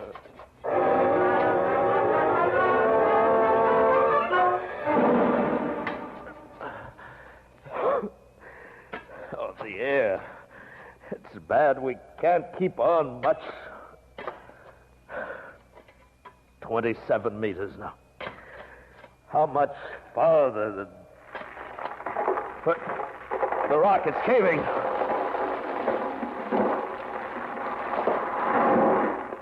Oh. Maria! Maria, we're broken through! Oh, Maria! Maria, we're free! Maria. Oh, please don't let her be dead. Oh, not now. Come on, Carita. We've broken through to the surface. We'll be free. It's only a few feet to the river. We're going to live again, Carita. They'll think we're dead, and they'll leave us alone. Oh, there now, Maria. The air is fresh, and you're going to be all right. Alejo. Oh, thank heaven. What's happened? What are we doing on? Alejo. Look. The stars.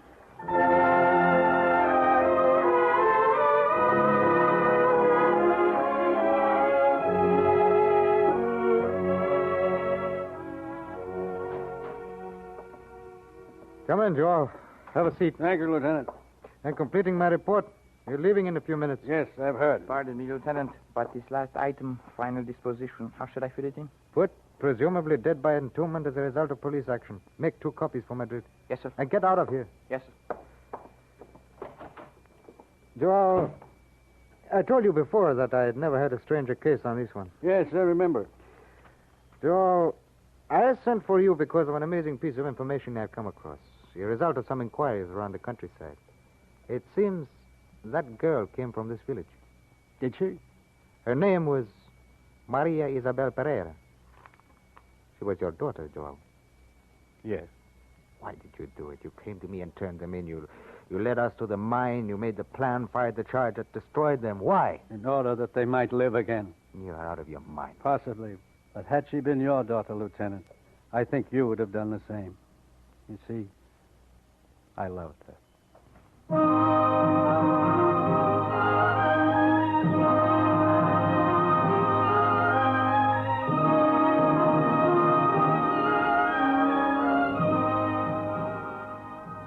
Romance, under the direction of Norman Macdonnell, brings you the greatest love stories of today and yesterday. Tonight, you have heard Tim Bennett's unusual story, To Live Again, specially adapted for radio by Les Crutchfield, starring Bill Conrad and Georgia Ellis with Herb Butterfield. Featured in the cast were Ben Wright and Lamont Johnson. Editorial supervision is by John Meston and musical supervision by Alexander Courage. Next week, Romance will bring you one of Jack London's most charming stories, The Marriage of Lit Lit. This is CBS, the Star's Address, the Columbia Broadcasting System.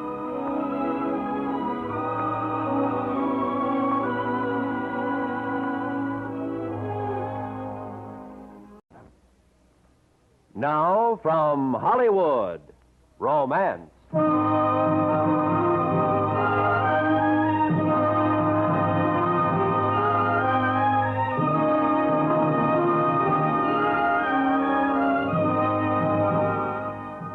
Romance, bringing you the finest stories of the world's greatest authors. Stories of the courage, the devotion, the adventure of love, all strung on the bright thread of romance. Tonight, we take you to the blue waters of the Caribbean and a tropical island ruled by a beautiful woman, as Anthony Ellis tells it in his unusual love story, The Sword and the Knitting Needle.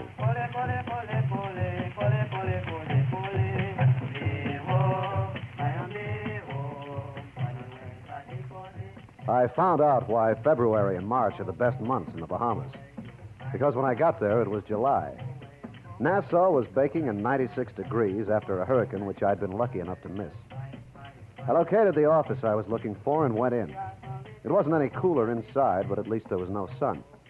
Only a very fat gentleman, very hot and very English, fanning himself with a big manila envelope. How do you do, sir? You, Mr. Stewart? No, my dear fella. I'm Mr. Watling.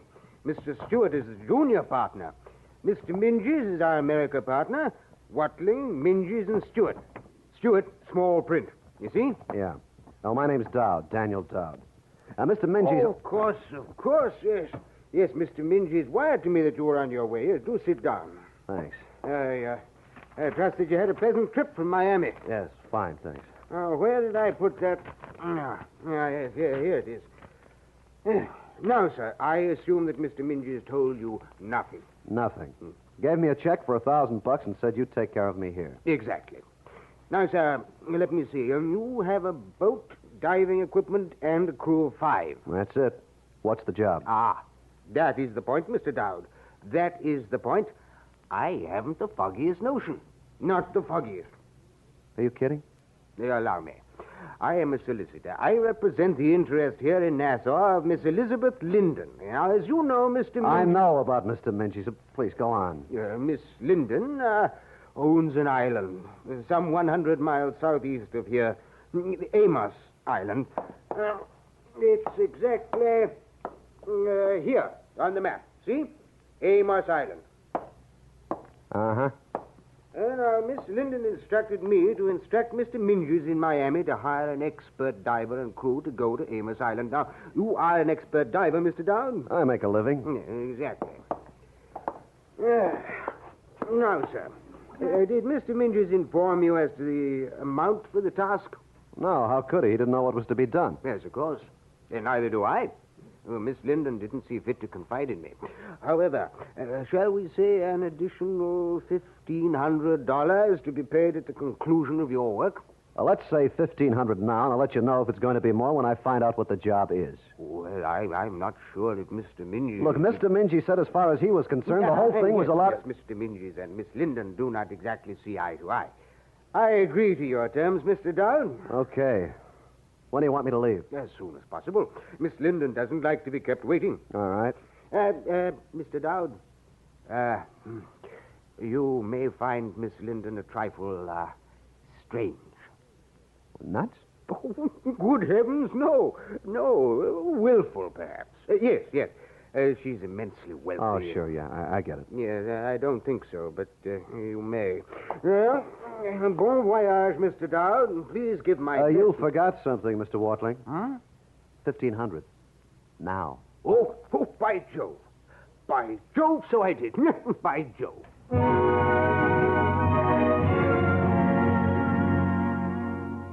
We got out of the harbor that afternoon, and I set the course for Amos Island. The sea was easy in the night. I took my turn at the wheel and listened to Cookie telling the stars about his troubles.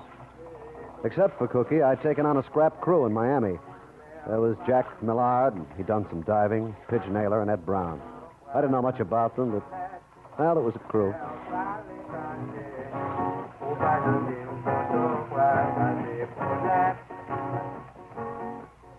We sighted Amos Island the next morning at dawn, and a couple of hours later dropped the hook at the east end. Kind of pretty, huh? Yeah, good protection here. We ought to be snug. Naylor! Yeah? Put the dinghy over. I'm going ashore. Okay. Want me to come along? Yeah, if you want. Oh, sure. Hey! Looks like we got a visitor. Yeah, hold the dinghy. Yeah. Heading out from the jetty. Looks like a dame.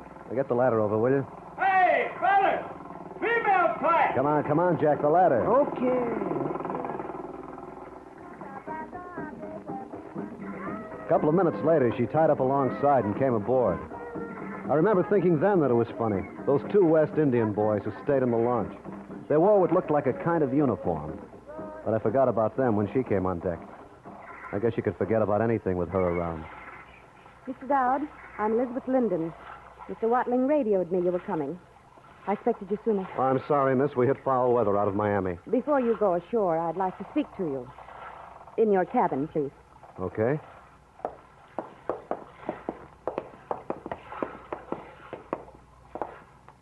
Now, watch your head. Close the door. It's hot. Isn't it? The door, please.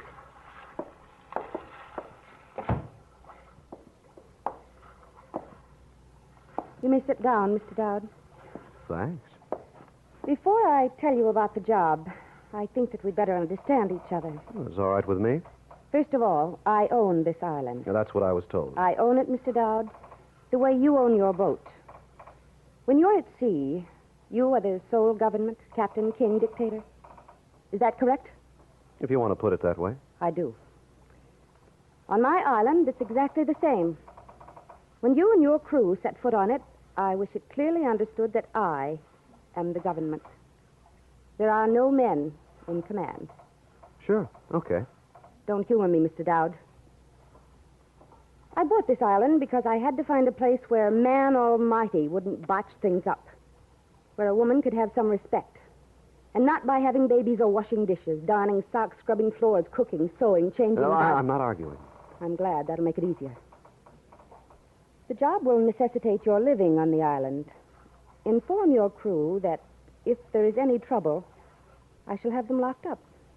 I have a police force for just such emergencies. There won't be any trouble. You and your men will be confined to your quarters, except when you're working. This island is peaceful and happy. It's going to stay that way. Miss Linden, what's the job? There is a deep lagoon on the other side of the island. One of my fishermen discovered an old ship lying on the bottom. I sent a boy down to investigate. He said there was a large bell on the deck. He couldn't stay down long enough to dislodge it. You brought me out here to raise a bell? Yes. That's all? Yes. You expect me to believe that? What you believe or disbelieve, Mr. Dowd, is really no concern of mine. A bell. A bell. Okay.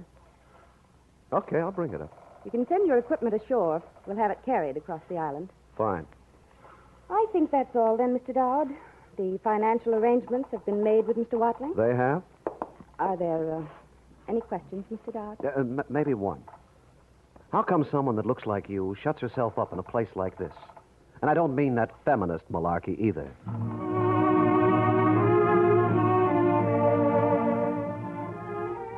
She didn't answer, just gave me a dirty look and went up on deck.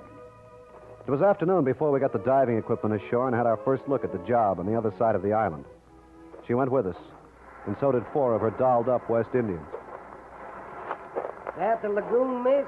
Yes, Mr. Millard. Yeah, it must have been a bay once. Sandbar built up and made a lagoon. Yeah, a long time ago. I have some old charts of the island. It was a bay in the early 18th century. Uh-huh. We can bring a skiff around and get it over the bar. I imagine you can use it to Look, help Miss Linden, you want me to do the job? Okay, you let me worry about how I'm going to do it. You'll start in the morning. If I can, yes. And we may as well go back if there's nothing else you want to see. Okay. All right, let's head back.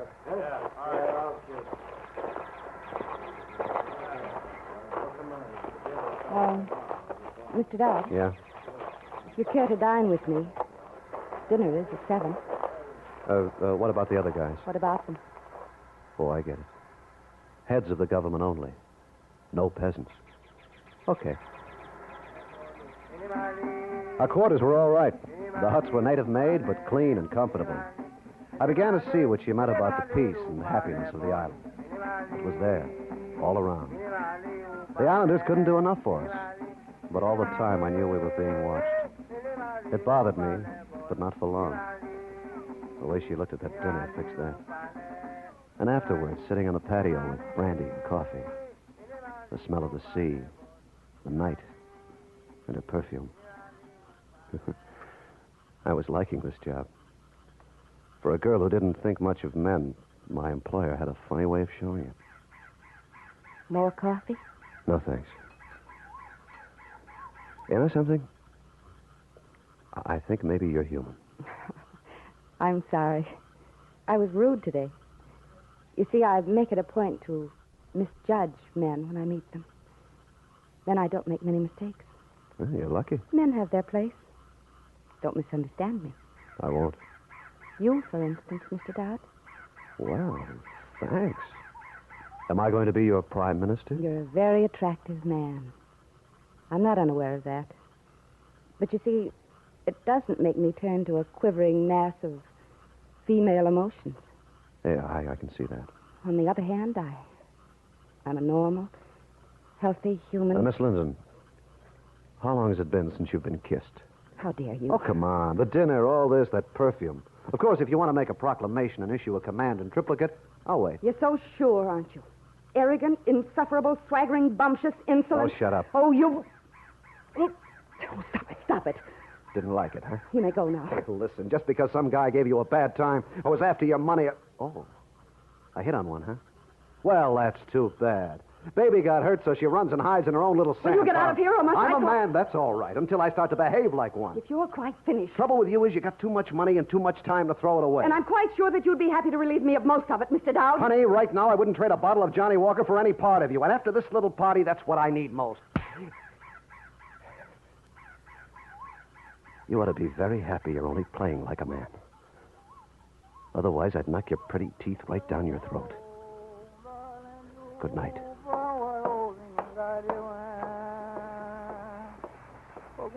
Out in the bay, I heard Cookie telling his sad story to the stars. A breeze had come up, and as I walked back to my hut, I felt something different in the air. It was quiet, but there was trouble, too.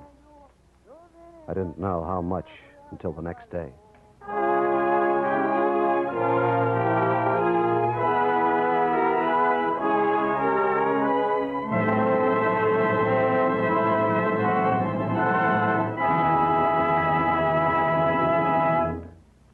Romance, under the direction of Norman MacDonald, continues in just a moment. Have you girls who just graduated from high school made any plans for the fall? If not, why don't you visit your nearest hospital or school of nursing and inquire about the many advantages open to student nurses? Nursing is one of the finest and most popular professions among young girls, and the opportunities for graduate nurses are many. And now for the second act of The Sword and the Knitting Needle as we return to romance.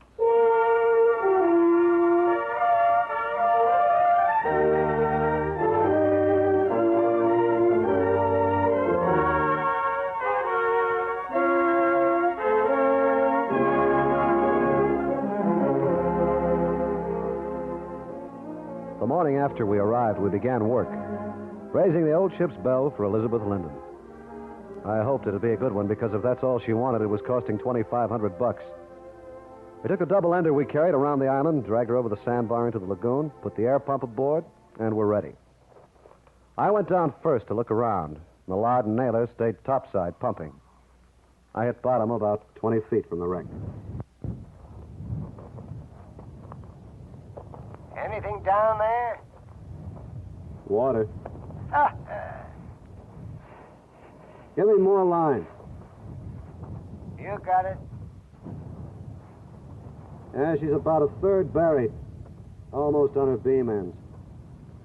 You'll have to haul up when I give the word. Okay. What is she, Dan? Hard to tell. Might be a brig from her cut. Any cannon? I know. I start heaving. About 10 feet, then stop. Right.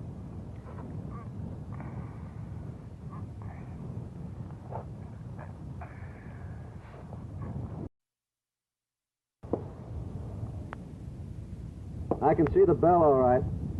Big one. Can you get in the cabin? I don't know. Yeah, we'll have to use a torch on this baby. From the looks of it, she weighs a ton. Want me to lower it? No, not yet. I'm coming up first. Let's go.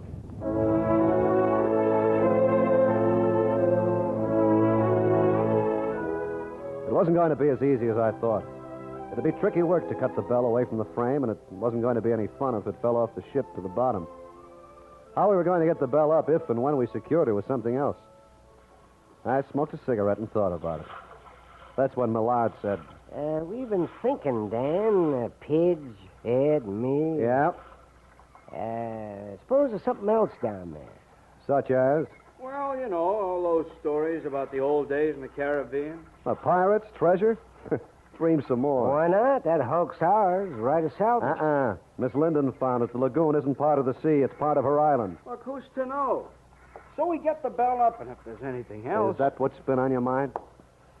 What do you say, Dan? Anything down there belongs to her. It doesn't... All right, come on. Forget it, Pidge. Just forget it. But Dan's boss on this job. Aren't you, Skipper?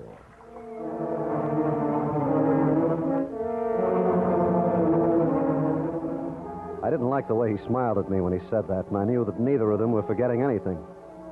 Well, I made a couple of more trips down to get the lay of the land and began to cut away the frame. It took a long time, and I wasn't more than half through when it got dark and time to quit. I told Miss Linden how we were getting on, which took 5 minutes, and was all that I saw of her the whole day. That evening, I ate with the peasants.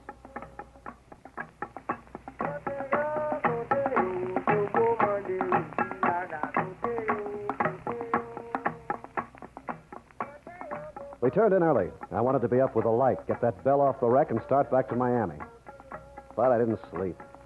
Tried to think of everything else, but it always came back to her.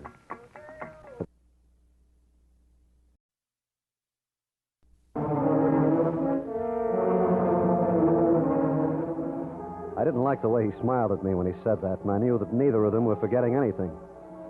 Well, I made a couple of more trips down to get the lay of the land and began to cut away the frame. Took a long time, and I wasn't more than half through when it got dark and time to quit. I told Miss Linden how we were getting on, which took 5 minutes, and was all that I saw of her the whole day. That evening, I ate with the peasants.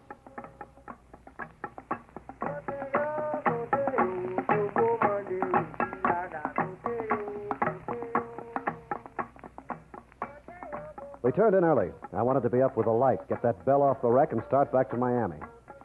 But I didn't sleep. Tried to think of everything else, but it always came back to her. For the first time, it bothered me. It wasn't a gag anymore. Needling her like last night. I wondered if she was awake. Crazy, spoiled kid. Remembering the color of her hair, sound of her voice after I kissed her. That's about when the guns went off.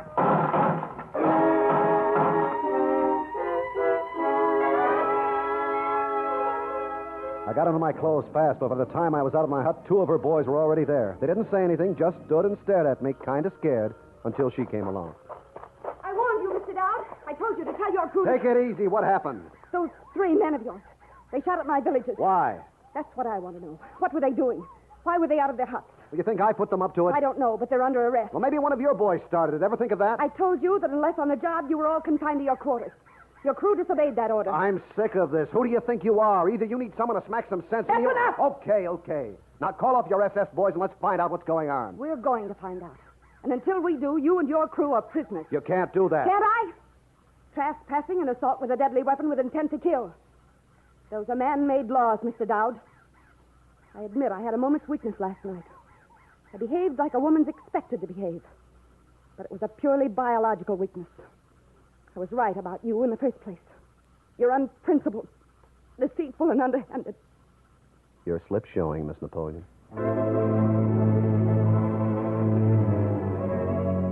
Which got me nowhere, because a couple of minutes later, I joined Millard, Naylor, and Brown in what passed for the local judge. It might have been funny hearing a woman talk like that, but she wasn't kidding. And I had a nasty feeling that she wasn't doing any more than she had a right to do. It was her island, and she made the law. Nuts. There ain't no dame in the world going to push me around. Yeah, I can see that. All right. What happened? Well, just taking a walk. Oh, sure. And a gun went off by accident. You may not know it, but we're in trouble. Lots of trouble. Now, what happened? Well, nobody got hit. What's the difference? Who did it? Who fired? I did, and so did you. There was a dozen of them. What did you go out for? Take a look around. Shut up, Naylor. You want to make me? Yeah. Oh, come on, forget it. Well, okay, Dan. We were going across the island. I was going to take a look at the wreck. And... You still got that treasure bug, huh? Well, we figured if there was anything, you'd make us hand it over. So, what you didn't know. Oh, that's swell. Now what? We're getting out of here, that's what. If she wants trouble, she's going to get it. You figured a way to get out? Don't worry, we will. And I'm going to get me a couple of those boys before I'm through. Fine. Wake me up before you leave. Well, there wasn't anything else to do. I knew we were in there for the night anyway, so I went to sleep.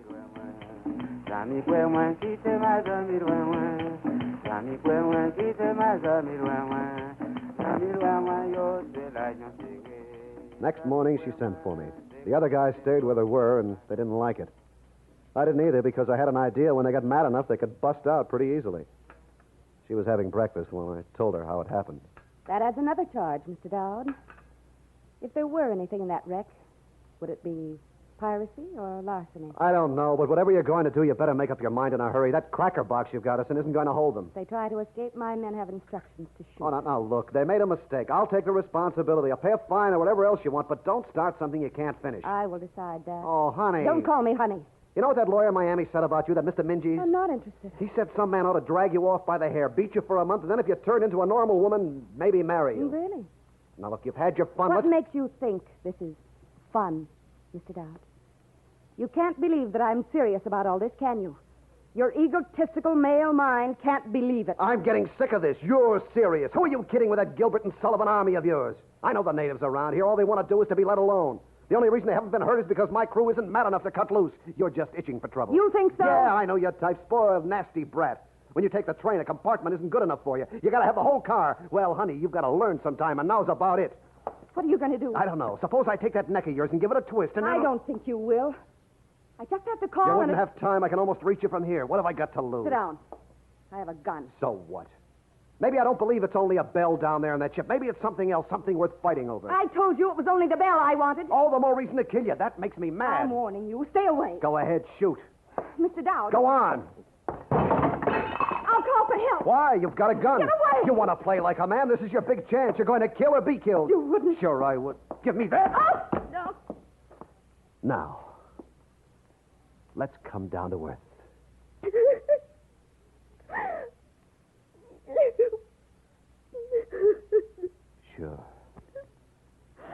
Sure, that's better. You don't understand. I'm crying because I hate myself for not shooting you. For being a woman. It doesn't make me mad. Go away. Take your crew with you. Take your boat. Go away from me. Miss Linden, they have escaped. They beat John and running me down the head and took their guns. Miss Linden, what shall we do? It doesn't matter. Tell the others to stay out of their way. Decline and fall of the Linden Empire. Or maybe it's like a lifesaver with only the hole left. Please go away. Please.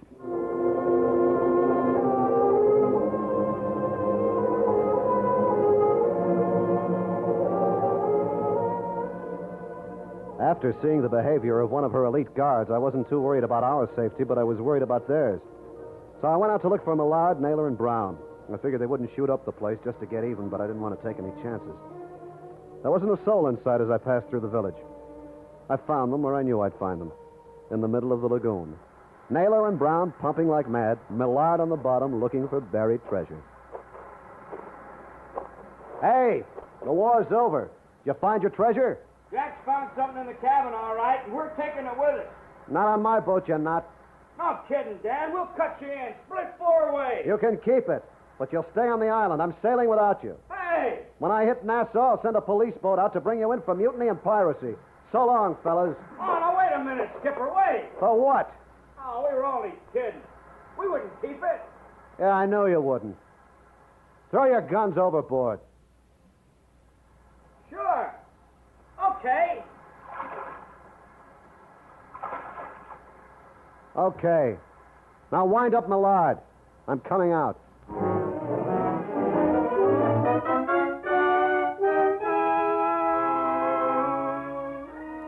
By the time I paddled the little dugout over to our double-ender, Millard was out of the diving suit, and the three of them were looking at a small chest he'd brought up with him. What do you say, Danner? I say the girl's loaded. What's a few bucks more, huh?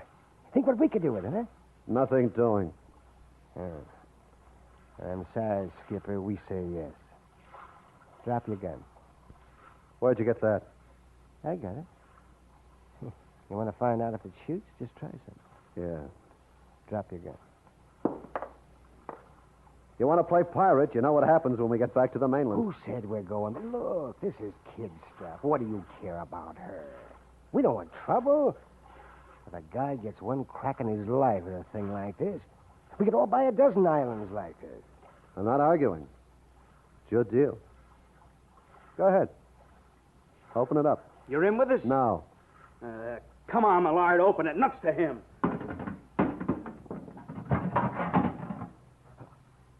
Well? Holy smoke. Beads. Was nothing but millions of glass beads. Holy smoke. Yeah. What happens now? Beads. Well, it figures. Trade with the natives, big thing in those days. You want to give me the gun, Millard? Oh, yeah.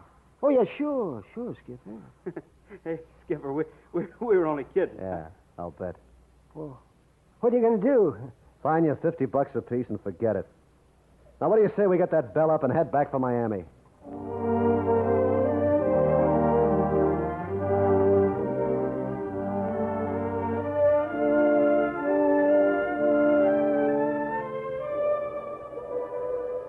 We got it up that afternoon. There's nothing else in the hunk except those beads. I guess whoever sank it took everything about 200 years ago. Before we left Amos Island, we got the villagers to help us put the bell up. That was Millard's idea, to kind of square things with Her Majesty and maybe me. And that's about it. Of course, I'm kind of glad about that bell. It comes in handy at certain times. Dinner, darling, hurry up. Be right there, Liz. And she makes a good wife. Knits, sews, cooks, has babies, washes diapers, dishes.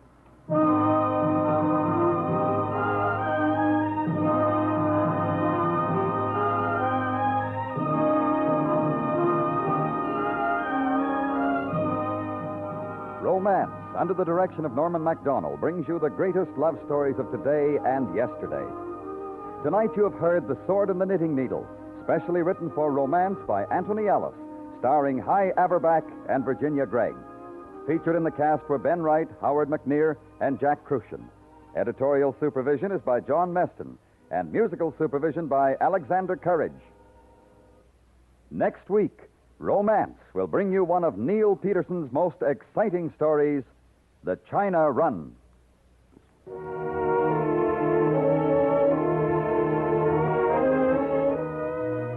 Be listening next week when Romance brings you Neil Peterson's The China Run.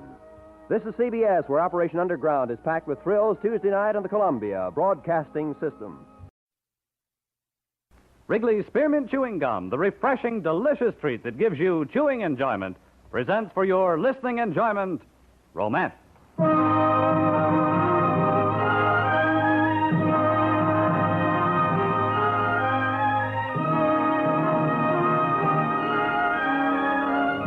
Romance, bringing you the finest stories of the world's greatest romantic authors.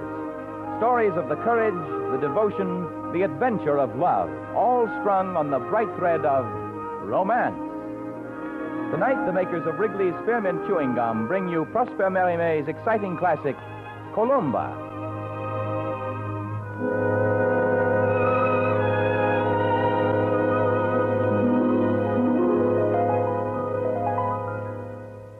For refreshment while you work, for enjoyment any time, chew a stick of Wrigley's Spearmint Gum. The delicious, long-lasting, real mint flavor of Wrigley's Spearmint cools your mouth and freshens your taste. The good, smooth chewing helps keep you feeling fresh and alert, adds enjoyment to whatever you're doing. So indoors, outdoors, at work or play, enjoy chewing Wrigley's Spearmint Gum. Wrigley's Spearmint, refreshing, delicious.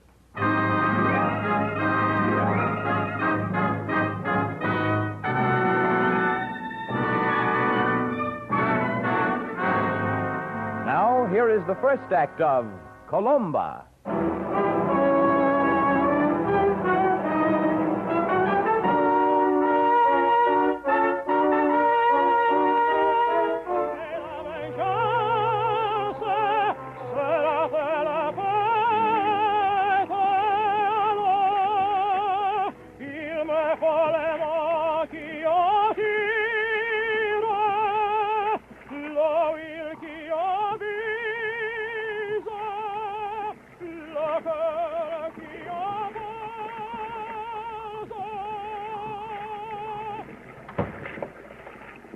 Paolo, I'm over here.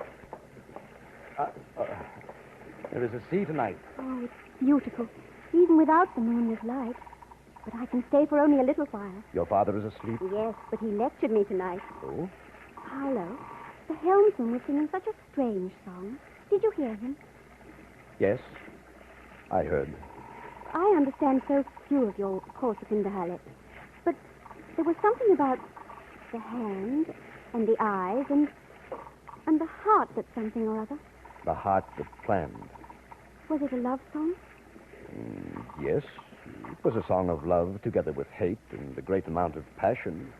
It sounded quite sad. Yes, sadness is there, too.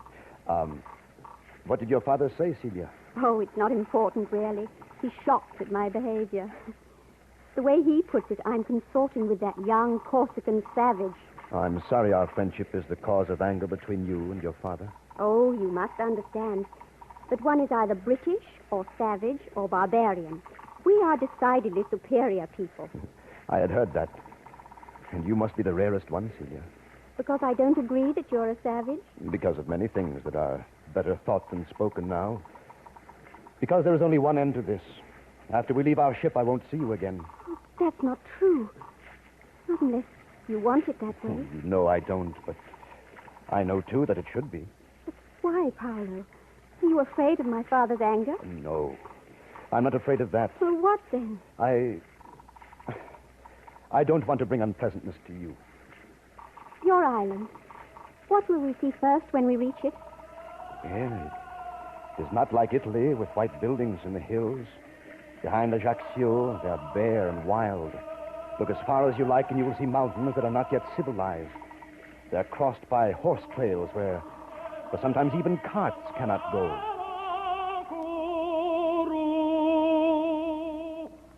It started quite by a coincidence which placed three people together on a wharf in Naples. The British father and daughter bound for Corsica on a pleasure trip, and the young man discharged from the French army after one of the world's many wars and returning home. The friendship first was based upon the mutual desire for information about their respective homelands, and upon youth, and the fact that each was rather attractive, the young man dark, and the young woman fair.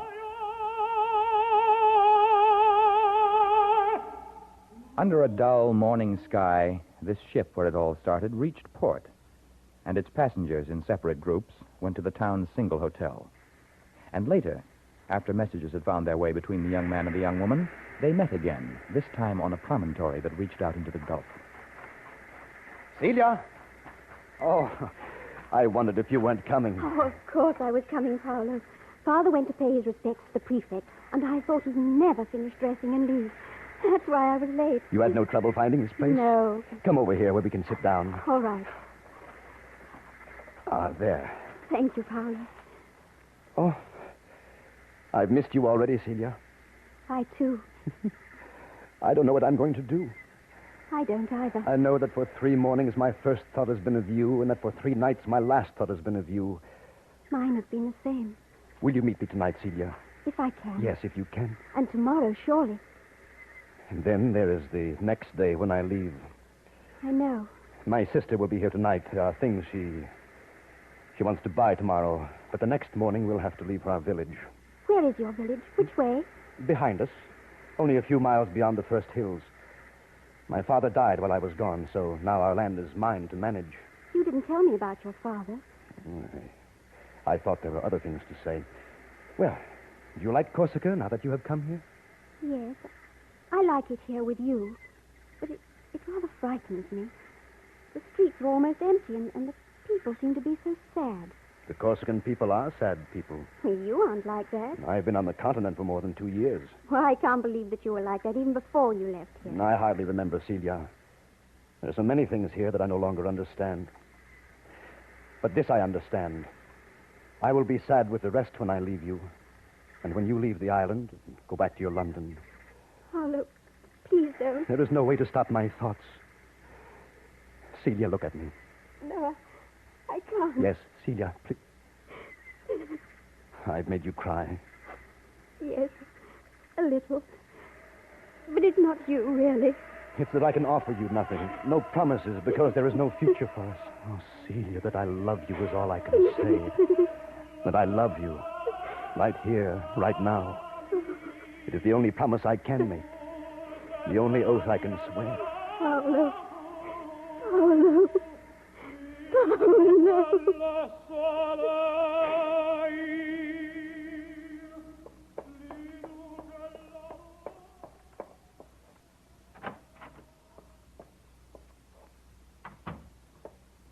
Oh, Father, you're back. You know that it's past 5. Well, I knew it was late, Father. Where have you been? Walking along the cliff. With whom? You've been with Paola della Rebbia. Well, haven't you? Yes. Come here, Celia, and sit down. Yes, Father. Celia, I won't remind you that you disobeyed me, because you know that. Yes, Father. Why have you disobeyed me in regard to this young scoundrel? Because I saw no harm in my seeing Paolo. And he's not a scoundrel. Celia, how serious are your feelings toward him? Well, I don't think that matters, Father. I quite agree. I forbade your seeing him for your own good. But, Father... I shall ask you to be quiet until I'm finished, Celia. Paolo della Rebbia has returned to Corsica for the express purpose of carrying out an assassination by his own hand. Oh, how utterly ridiculous. Has he talked to you about his father? His father died while he was on the continent. His father was murdered. And according to Corsican tradition, it is the duty of the son to avenge the murder and live the rest of his life an outlaw. Who has told you this, Father? These lies? They are not lies. The explanation was given me by the prefect this afternoon while you walked along the cliffs. I don't believe it. I hardly expected that you should, so I've arranged another meeting with the prefect tomorrow morning so that you may talk with him. He will say what I say now, that it is highly dangerous to be in the company of this della Rebbia, since his intended victims are even now planning to do away with him. I don't believe it. Because you don't understand barbarism. Come now, Celia, fresh up. You go have a nice supper and forget the whole incident. Well... This della Rebbia might have been quite a nice chap on the continent, but now he's in Corsica, and by the Lord, he's a Corsican once again.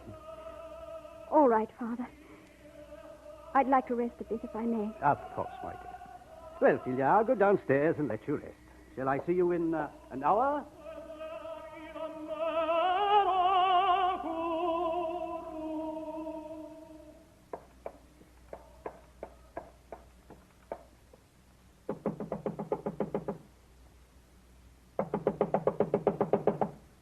Paolo? Celia, you shouldn't have come here. Please let me come in. I had to talk to you. Paolo, tell me that... Oh, This is my sister. This is Miss Neville. how do you do? My pleasure, Miss Neville. My name is Columba. Oh, I'm sorry. Forgotten, Paolo. I see now why you were disturbed. We've been talking about you, Miss Neville. Columba. Do you want me to leave?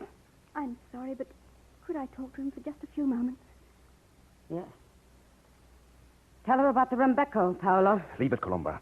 Tell her how long we have sung the Rembecco. Celia, you shouldn't have come here. Paolo, I had to see you. What is it? I want to hear you say that you told me the truth about why you came back to Corsica. that you were discharged from the army, that you came back to manage your land.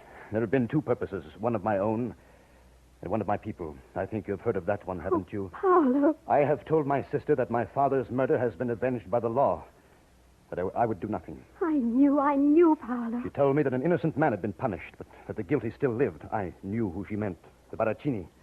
They've been enemies of my family for generations. When there is murder, only the enemy can be guilty of it. That is the Corsican way. No proof, no argument can change it. Only the vendetta. But you don't believe that. I have fought in a war, and I've seen enough of hate and killing. But it's my people. They have waited for me 2 years. They have thought of nothing but this revenge. They will be hard to change. But you will change them. Yes, I think I will. And I will talk to Baracchini and tell them I am satisfied and want only peace. Then you won't be any danger. And I will talk to them of selling my land so that I can move back to the continent. Paolo, you could do that?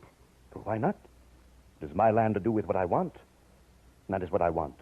Then we could see one another again. Well, of course. Celia, we leave for my village in the morning because I want to hurry. This is no end of the things for you and me. This is a beginning. Oh. That will be Colomba. Paolo, how will I hear about what you're doing? I will ride back to tell you. We'll be here 6 days. I will come to you more than once, or Celia, as many times as I can. Know that. Oh, Paolo. Oh, I must go. Please, darling, be careful. I will be. I'm sorry to hurry you. You were very kind. Did he tell you about the Rembeco, Miss Neville? No. Tell me. Yes, I can now. You heard it on the ship. And you asked me if it was a love song. No. It is a song of vengeance. And it was sung to remind me that I'm a Corsican. At the end, its words say, I must have the hand that fired, the eye that aimed, the heart that planned.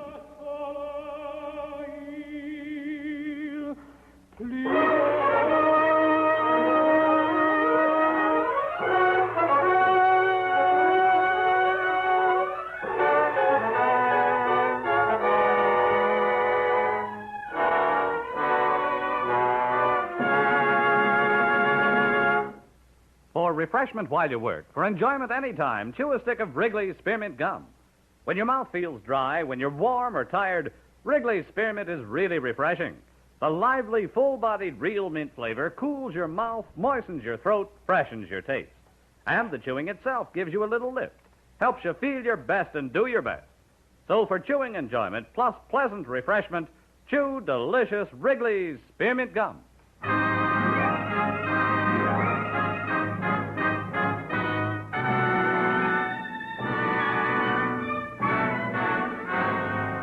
And now for the second act of Columba, as we return to romance.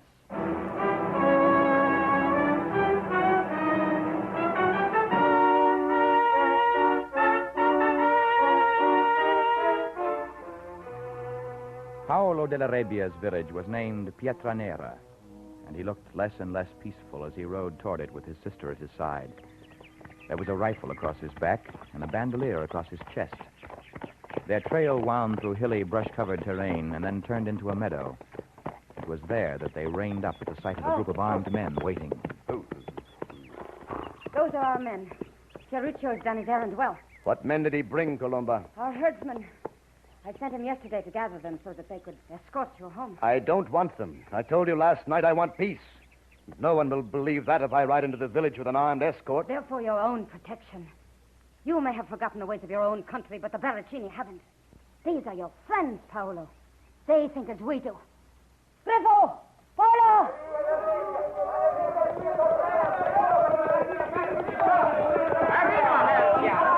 Wait, men! Wait! Wait, men! Men, wait. Thank you for riding out. But I know my way to Pietranera, and I need no guides. Guides, you call us? You wouldn't call us guides if you saw your village. The Baracchini are waiting for you. They have the houses shuttered against you. Only the slits for the rifles are open. There will be no trouble with the Baracchini. I have no spite against them. I understand him like his father. He'll not say what he means to do, but he'll do it. I know what my duty is. I know that I will go to the barracks. You remember me, Paolo? I am Polo Grifo. You learned to ride behind me on a mule I own. I remember you, Grifo. I have waited with the rest, Paolo. Now you're back, I'm with you, body and soul. When you need this rifle of mine, you need only tell me. I won't need it. Turn the men around, Grifo, and go into town with him. We'll follow behind. All right, Paolo. We're ready to start. Se viva de la vida! We start!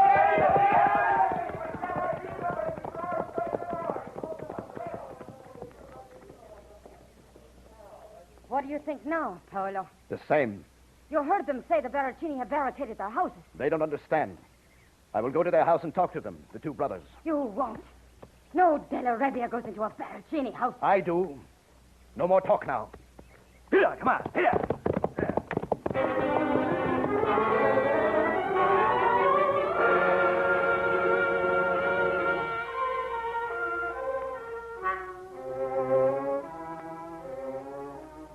That's the way I see it, Colomba. A man has his life that is his. If he sees how he wants to spend it, he has a right to. You have walked into the house where you were born, Paolo. And not one word for the father. Not one word except for you and your life. I am home. And why, Paolo? I came very close to not coming. Why, Paolo? Because I knew what was expected of me here. And I have lived in lands where the son is not pledged to avenge his father. I liked it better. What do they do in these countries? They leave punishment to the law. The law here was wrong. The wrong person was punished. You have proof of that? Our father's money was gone. They arrested a thief. Paolo, only because he was easy to arrest. The Baracchini killed your father. I don't know that. I only have read it in your letters. It is the truth. Why do you say that so certainly? Because they killed your father. Why? Because they hated him, as they hate you. Is that proof that they killed him, Colomba? No thief killed him. I have this to show you. I have saved this to show you. Your father's purse.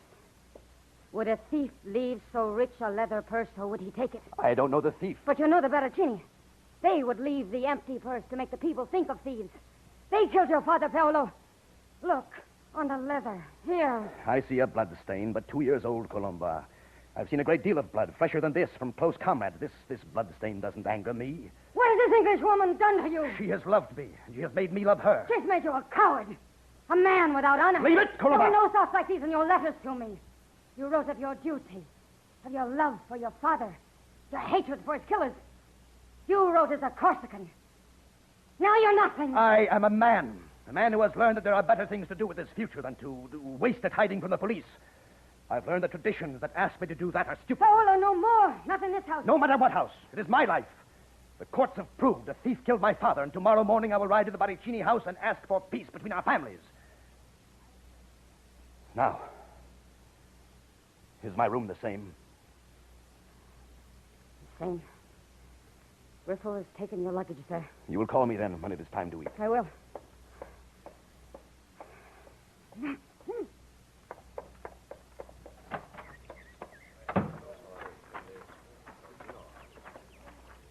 Grifo, come here. When does he ride, Colombo? Come over here. I would be ashamed to have anyone else hear me.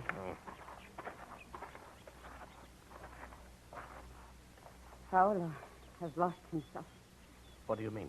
He is not himself. Too many years on the continent. Then there is an English woman. What are you saying, Colombo? He wants no vendetta. No, you misunderstand. He wants no vendetta. I don't believe it. He rides to the Baracchini tomorrow morning to talk peace. Ah. He has forgotten. What will I tell the men? Tell them nothing. We'll have our revenge, Grifo. But we will need your rifle. It is yours. When he rides toward the Baracchini in the morning, he must be shot at, as from ambush. You are more the son than he is, No. Colombo. He only has forgotten. Kill his horse, Grifo. Then he will remember again. Will you do this for me? Yes. No one must know, Grifo. No one must ever know.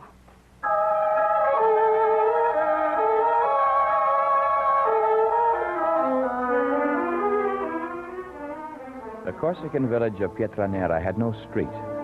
There were possibly 12 buildings scattered without pattern across a plateau. On one edge stood the Baricini dwelling, and a mile away on the other lived the Della Rebbias. It was this mile that young Paolo had to cross the next morning on his unconventional errand of peace.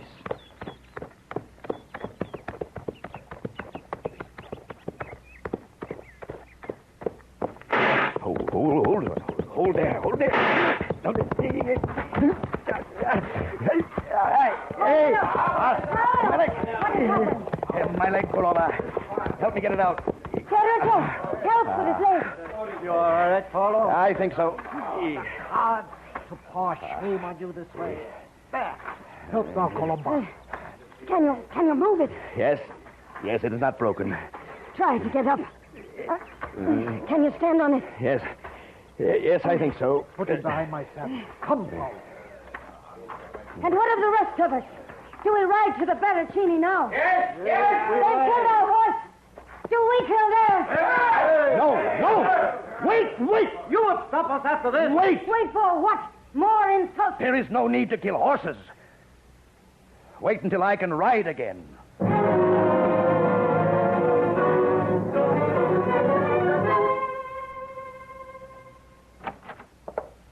you all right, Paolo? I'm all right. Griffo? Paolo? What do you think of their innocence now, Paolo? I will rest tomorrow, which is the third day. On the fourth, I will ride to Ajaccio and return in the afternoon. Let the Baricini learn that. I will meet them as I ride back from Ajaccio. They already know. You were quick, Colomba. Paolo, do you know the woods near Vizzavona? I remember them. I know a man who hides there. He will take care of you. A man could stay there for 10 years before a policeman or a soldier would even come to look for him. And you shall want for nothing, Paolo, if you have to hide. Nothing, Griffo. What could a man need as long as he has his honor? Not a man, rather a Corsican. I want to send a message to Ajaccio, Colomba. To the English woman? Is it dishonorable or cowardly that I want to see her again? She blinded you once. I promised I would come back and tell how I fared when I returned home. This is no affair of hers. I will tell her what I think is right. Now, if I could rest.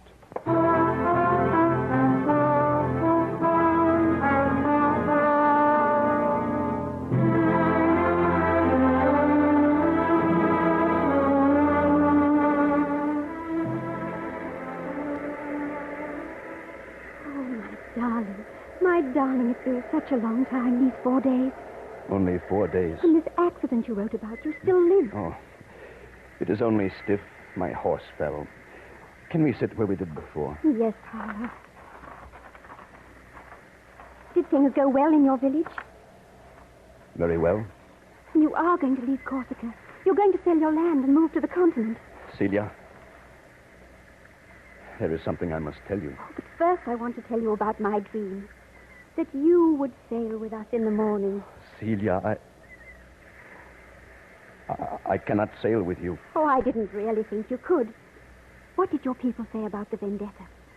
I told them I am in love, that a man has a right to live his life the way he wants to when he is in love. Oh, darling, what did they say? They said, oh, Celia, I think they know more of hate than of love. Well, perhaps they're just slow to understand. When can you leave? There is much to be done. I don't think I shall be so lonely, because I'll know you're coming to me. Oh, Celia, you know I would never leave you, never for a moment, if there were any other way. Any other way? Oh, to sell your land, you mean? To do what I must do. Oh, Paolo, I want to marry you. That was my real dream. Oh, it is a beautiful dream, Celia. Keep it. Keep it. Always. Oh, Celia.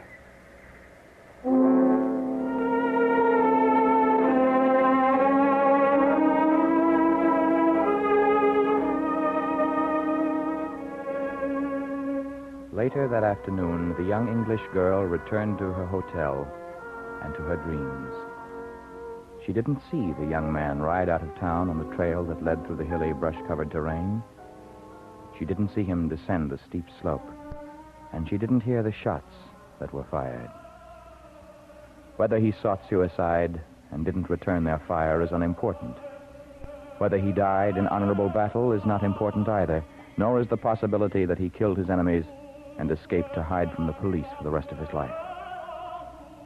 There was very little of importance, except the dreams he had left the English girl. Dreams that would burn brightly for a time, and then perhaps would fade a little and cool, but never die.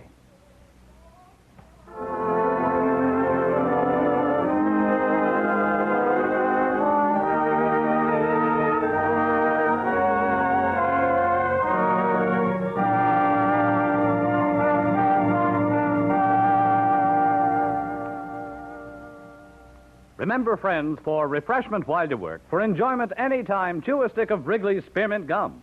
There's lots of lively, real mint flavor in it to cool your mouth, freshen your taste, and sweeten your breath. And chewing Wrigley's Spearmint helps keep you fresh and alert. You feel better, work better, get more fun out of doing things. So indoors, outdoors, at work or play, always keep delicious Wrigley's Spearmint Chewing Gum handy.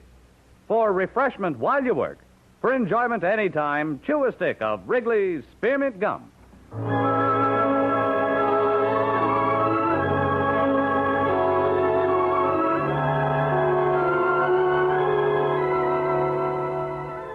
Romance is produced and directed by Norman MacDonald and brings you the greatest love stories of today and yesterday.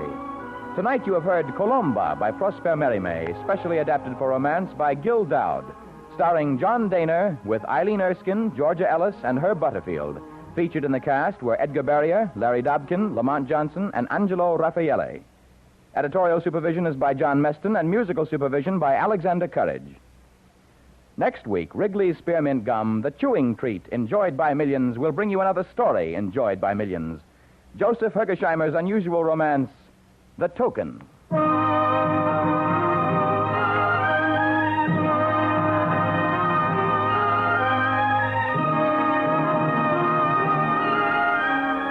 Be sure to listen to Romance next week when the makers of Wrigley's Spearmint Chewing Gum bring you The Token. This is Bob Stevenson speaking, and this is CBS, the Columbia Broadcasting System.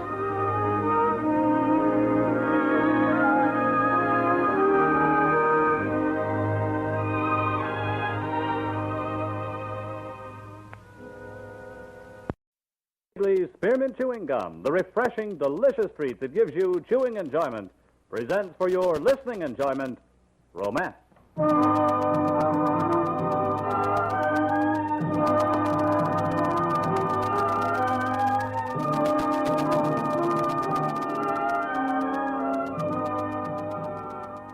Romance, bringing you the finest stories of the world's greatest romantic authors.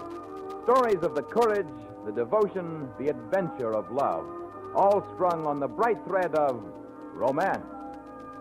Tonight, the makers of Wrigley's Spearmint Chewing Gum bring you Neil Patterson's unusual story, The China Run.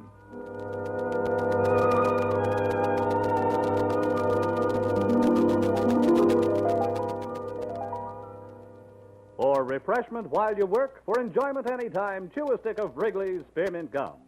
The delicious, long-lasting, real mint flavor of Wrigley's Spearmint cools your mouth and freshens your taste. The good, smooth chewing helps keep you feeling fresh and alert.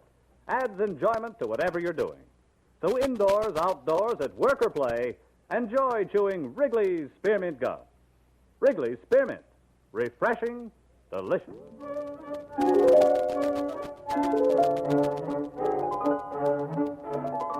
Now, with Peggy Weber starred as Jane West, here is the first act of The China Run.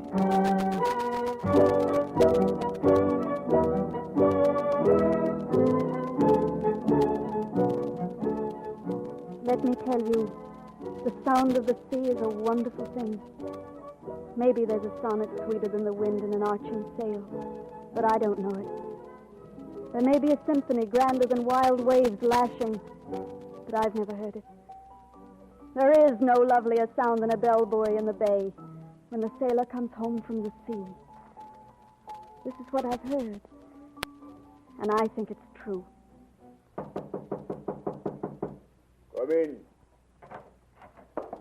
Good evening, Father. Good evening, Father. Come in, come in. You too, Jane. Although I didn't expect you. I wanted to see my son. And I'm only a daughter. Nice to know I'm accepted, even if I am a woman. A woman? A child of 16, and she That's calls enough, herself James. I want to talk to you. I know, Father. You know. It's been the same these past 10 years, ever since I was 20. You've come home for a month, I do believe, only to talk me into shipping out with you. But, James, And the night before you sail, you try again, just like tonight. Really, Father, it's a bore. Then it's no use? Of course not, Father. I don't know why you persist. Because I'm a seaman, I guess. I'm master of a ship, a good ship. I want my son to succeed me after I... You're so sentimental, Father. But someone must stay ashore to tend the ship's business. You prefer a London counting house to a sailing ship? A sailing ship is like a jail, with a chance of getting drowned. And a sailor, well, a sailor's a beast of burden. There's nothing I can say. Good night, Father. I'll see you tomorrow before you sail. Father? Yes, Jane. Father, I want to go with you. Yes. What? I want to go to sea. But you can't, Jane. You're a girl. It's 1845, Father. The world no longer belongs exclusively to its males. The hazards are too great aboard a cargo ship. I have no facilities for passengers. I have no intention of being a passenger. But, I mean to be a sailor. Jane, you're a girl. I'm as good as any man and better than some. Your brother now. I can't make him go to sea. You can't make me stay ashore. But the storms, the discomfort. I want to go to sea. The sickness and death. I've got to go to sea. With the China Coast pirates. I must, Father, I must. Well, I'll be a laughing stock if Tansy McCoy finds out. Who's Tansy McCoy? A miserable Yankee. The vilest skipper on the China run. Sounds like a competitor. He's the rankest man that ever offended my nostrils. Why worry about him? All right, but... No more buts, Father. But what will my crew say?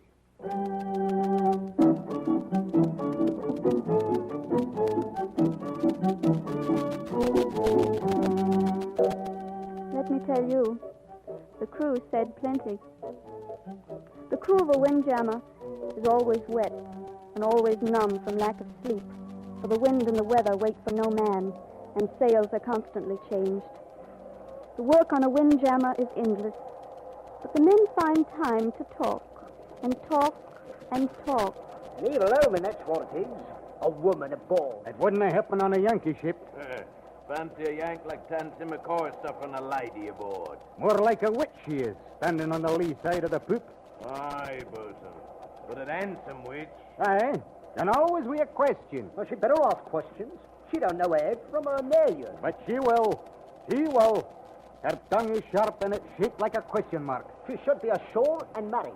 You're the kind of man she needs gonna be found ashore. She needs a man like Tracy McCoy. He'd answer a question.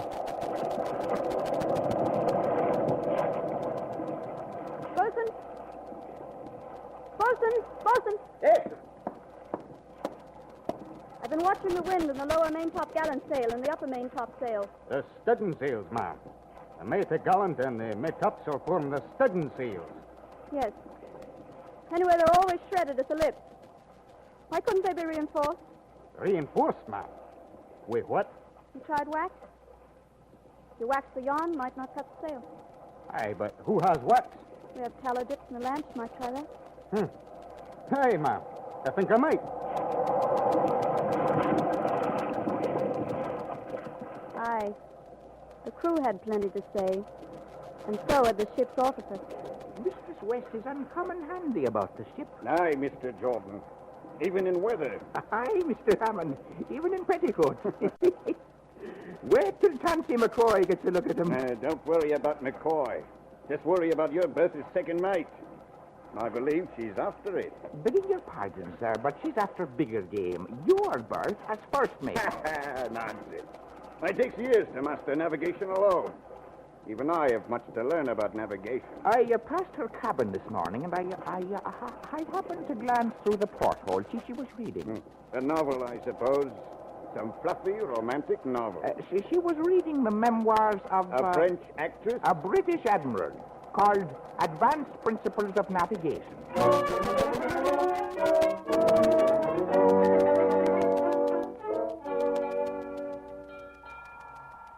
Evening, Captain. Mrs. West. Evening. Gentlemen, please be seated. What do we have for supper tonight? The same as we had for dinner.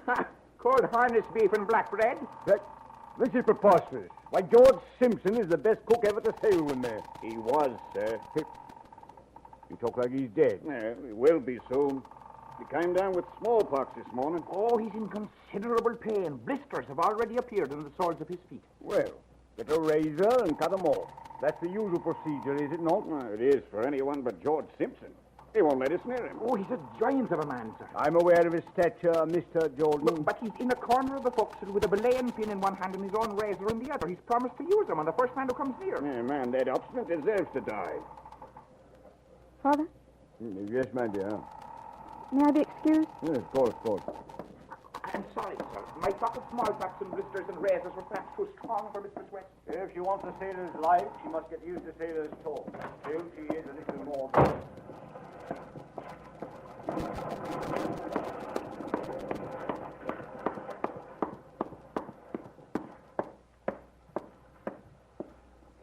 Simpson? Simpson. What do you have there? Bolt of canvas. Going to measure you for shroud. Oh. There. Now all we need's the sinker. Miss, I don't want to die. Going to, Simpson. Then we'll drop you over the side and the fishes will eat you. No.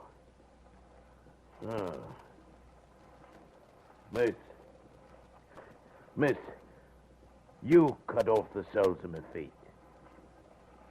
Then give me your razor, Simpson. Yeah. Thank you. Just you let me holler, miss, because I don't hold with pain. It'll be painless. Just let me have your belaying pin. Yeah. That's right. Simpson, I'm going to tap you on the head with it. Lightly. Just hard enough to keep you from feeling the pain. Now, whenever you're ready. Go ahead, miss. All right, Simpson.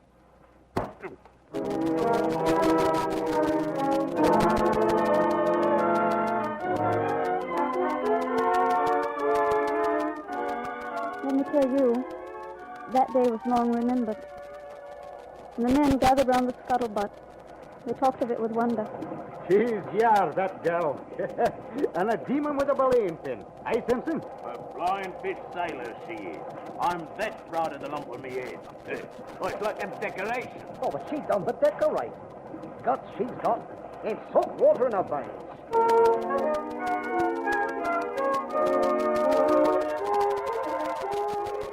And so they talked. All of them, that is, save Mr. Hammond. And he was soon to learn.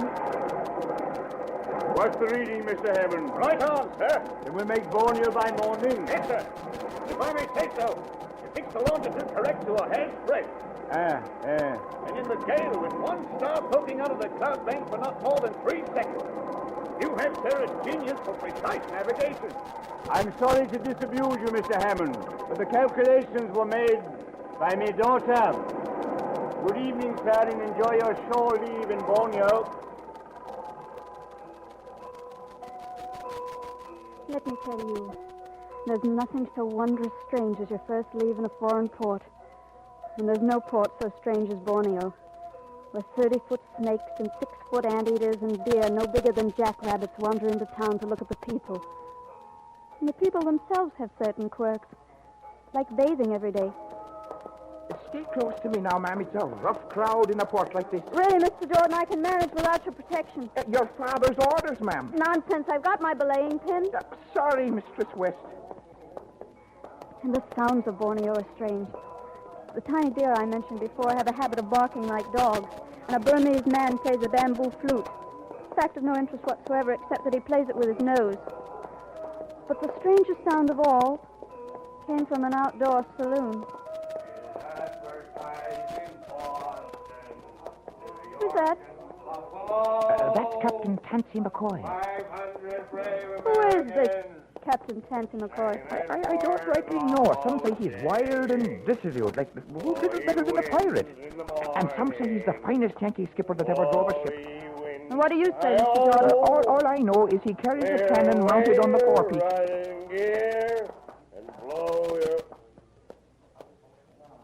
He sees us. He's coming toward us. Well. And who, sir, are you staring at? The lady, sir. The lady. Ooh. And a trim ship she is.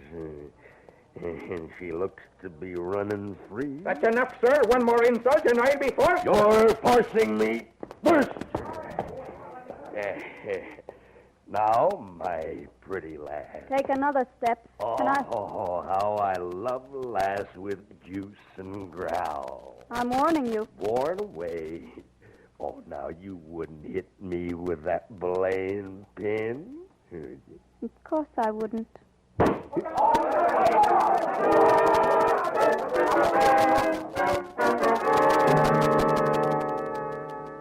And that's what happened, Father.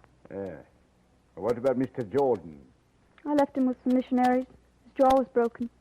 And McCoy? I left him on the ground. I think I might have killed him. Good riddance. What'll I do for a second mate? Father, I'd like Mr. Jordan's berth. I don't know. You do know. I wonder. You know I can handle it. Of course you can. But I wonder if you didn't plan it all, just to get Jordan's berth.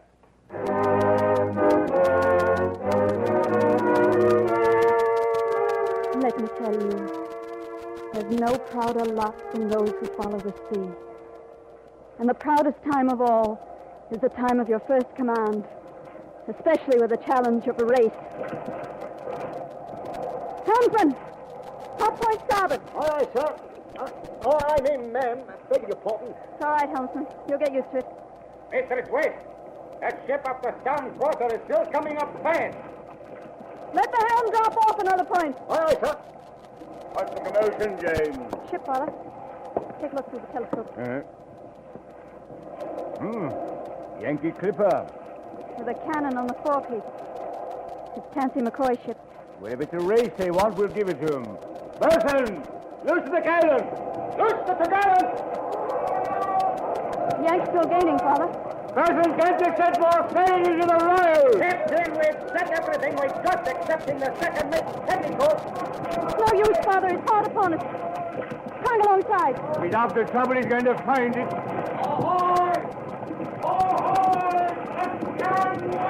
McCoy, Father, I didn't kill him after all. Speak up, you Yankees! Come! Captain West, I want to marry your daughter. Never!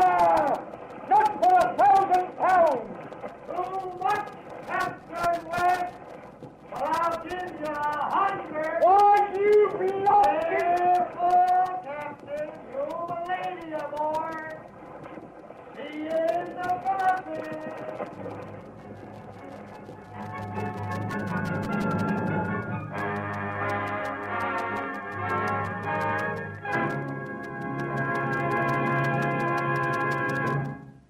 For refreshment while you work, for enjoyment anytime, chew a stick of Wrigley's Spearmint Gum. When your mouth feels dry, when you're warm or tired, Wrigley's Spearmint is really refreshing. The lively, full-bodied, real mint flavor cools your mouth, moistens your throat, freshens your taste. And the chewing itself gives you a little lift, helps you feel your best and do your best. So for chewing enjoyment plus pleasant refreshment, chew delicious Wrigley's Spearmint Gum.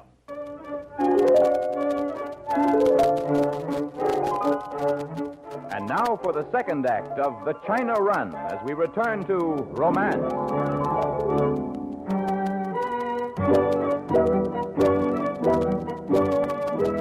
Let me tell you about the Philippines. More than 7,000 islands falling like spilt pepper into the China Sea. Sort of an interesting place. where a lot of people prefer roast dog or fried locust to any delicacy you could name. It's a place where nobody looks at an orchid, possibly because more than 900 varieties grow wild.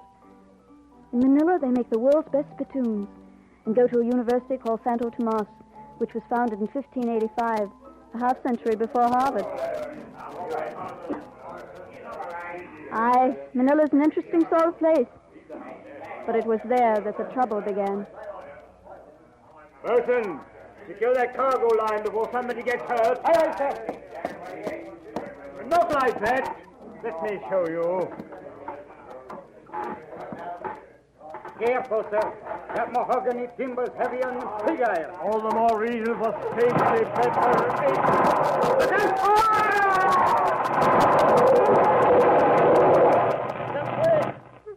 Captain West. Easy, man. Your father's hurt. He's hurt bad.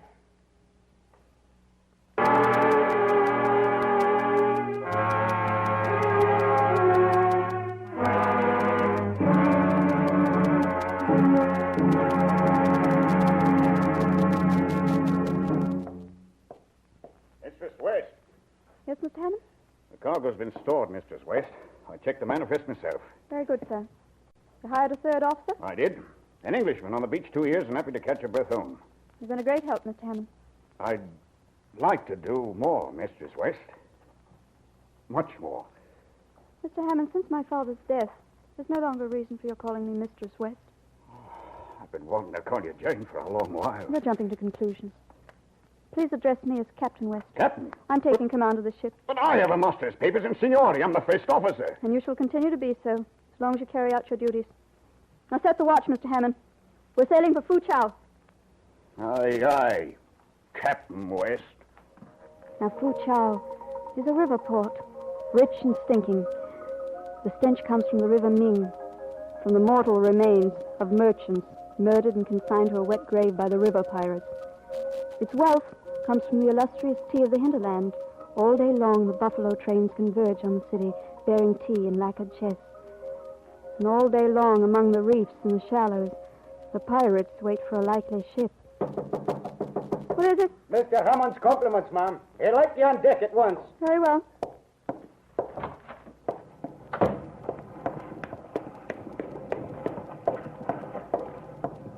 What now, Mr. Hammond? That ship off stern. Stancy McCoy, just like 2 weeks ago. This time, Mr. Hammond, the result will be different. I mean to clue up and to send Fu Chau before him. Captain West, this ship cannot outsail a Baltimore clipper. We won't outsail him, Mr. Hammond. We'll outsmart him. We'll bear toward shore as we round the cape, half the distance. But the pirates! They'll take their cargo and all due for ransom. You afraid, Mr. Hammond? Listen to me. I served once with a captain whose wife they took. They finally returned her, finger by finger. I'll worry about my fingers if you'll proceed with my command. Aye, Captain West.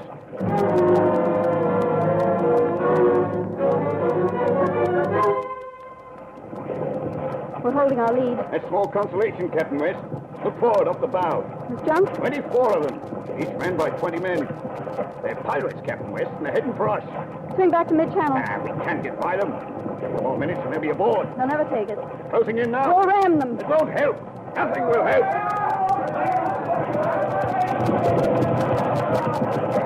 It's McCoy!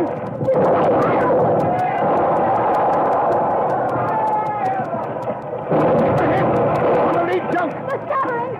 Captain West! McCoy's moving up alongside! Mr. Hammond, the megaphone! Hey!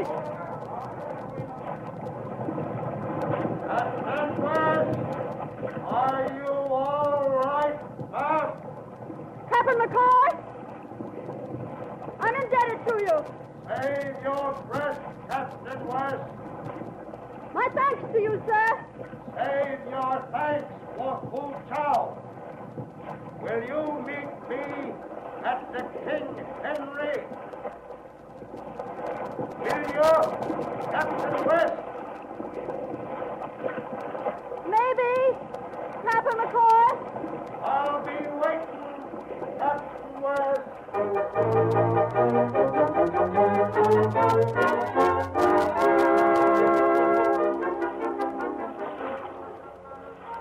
How's the cargo cargo moving, Mr. Hammond? The tea's in the hold and everything's squared away. Well, then I think I'll take a look at Fu Chow. I might not be back for supper. Yes, ma'am. Oh, Mr. Hammond, perhaps you can direct me to the King Henry. Go right up. Mistress West? Yes? Please accept my condolences for your father, Mistress West. I'm at your service. If there's anything I can... Who are you, sir? Oh, Barron's the name. George Barron, local agent for the ship. And now, if you'll permit me, I have business with your captain. Who is your captain, Mistress West? I am. Oh, I see. I beg your pardon. I said I'm the master of the ship. But a girl like you, you obviously don't have master's papers. No. Then the insurance will be revoked, and the cargo will be jeopardized. Well, the ship must be handed over to the first officer immediately. Don't tell me how to run my ship, Mr. Barron. I'll tell you this, madam. Unless your first officer takes over immediately, I shall notify the British consul, and you'll not get clearance papers. You'll rot in Fu Chow till your command is confirmed by London. And that will never happen. Good day, ma'am.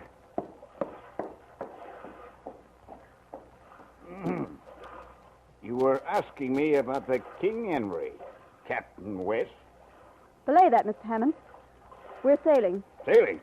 But you heard what he We're said. We're sailing immediately for London.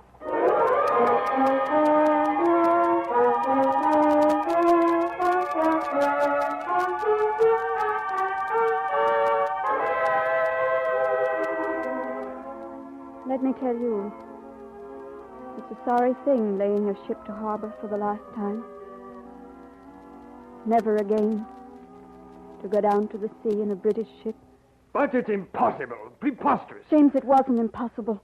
I brought the ship home. Without papers, without clearance. Oh, what a risk. I could get master's papers with your consent. Perhaps. But there are other considerations. You risked your reputation and our good name to dally with some Yankee skipper. I did not. You were to meet him in Fu Chow. So Hammond's been talking. And you risked the cargo with pirates by racing the Yank up the Ming.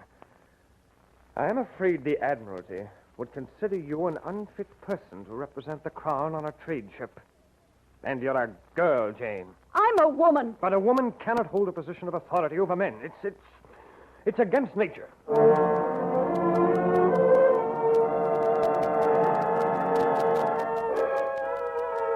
so it went.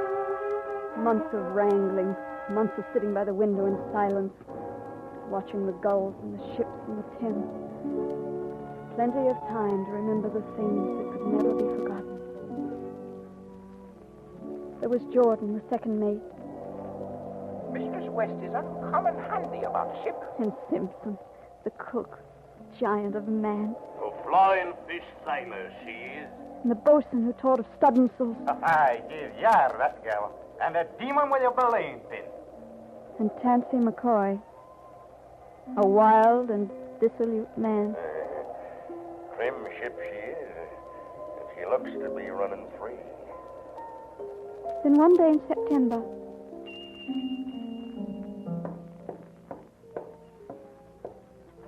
yes, My compliments, Captain West. Captain McCoy. I waited for you in Fu Chow. You never came. I know. Then I learned the reason, Captain West. So I came to you, 5,000 miles with a log. Isn't that wonderful? There's just one thing, Captain West. There's only one master of my ship. That's me.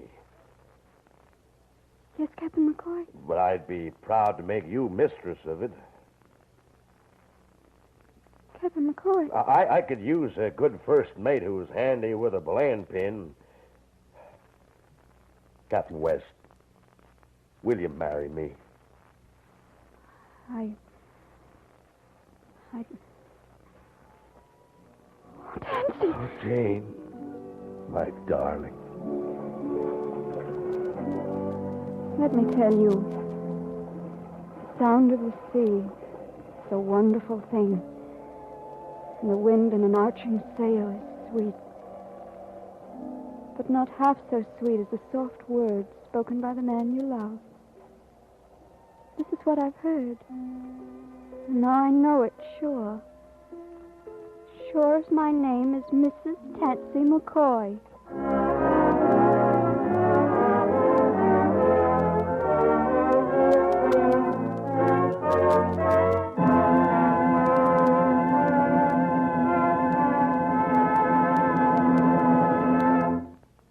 Remember, friends, for refreshment while you work, for enjoyment anytime, chew a stick of Wrigley's Spearmint Gum. There's lots of lively, real mint flavor in it to cool your mouth, freshen your taste, and sweeten your breath. And chewing Wrigley's Spearmint helps keep you fresh and alert. You feel better, work better, get more fun out of doing things. So indoors, outdoors, at work or play, always keep delicious Wrigley's Spearmint Chewing Gum handy. For refreshment while you work, for enjoyment anytime, chew a stick of Wrigley's Spearmint Gum.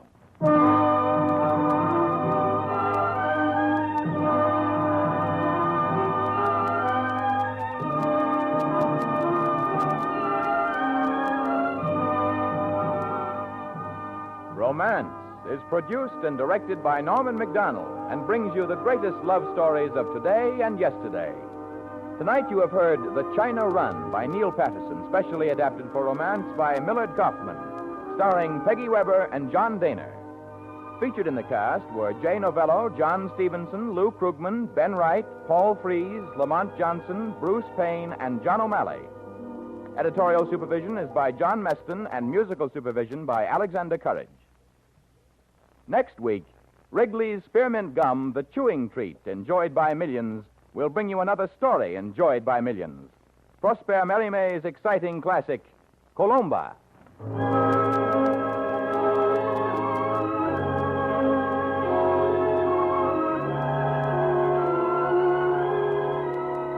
Be sure to listen to Romance next week when the makers of Wrigley's Spearmint Chewing Gum bring you Colomba. This is Bob Stevenson speaking, and this is CBS, the Columbia Broadcasting System.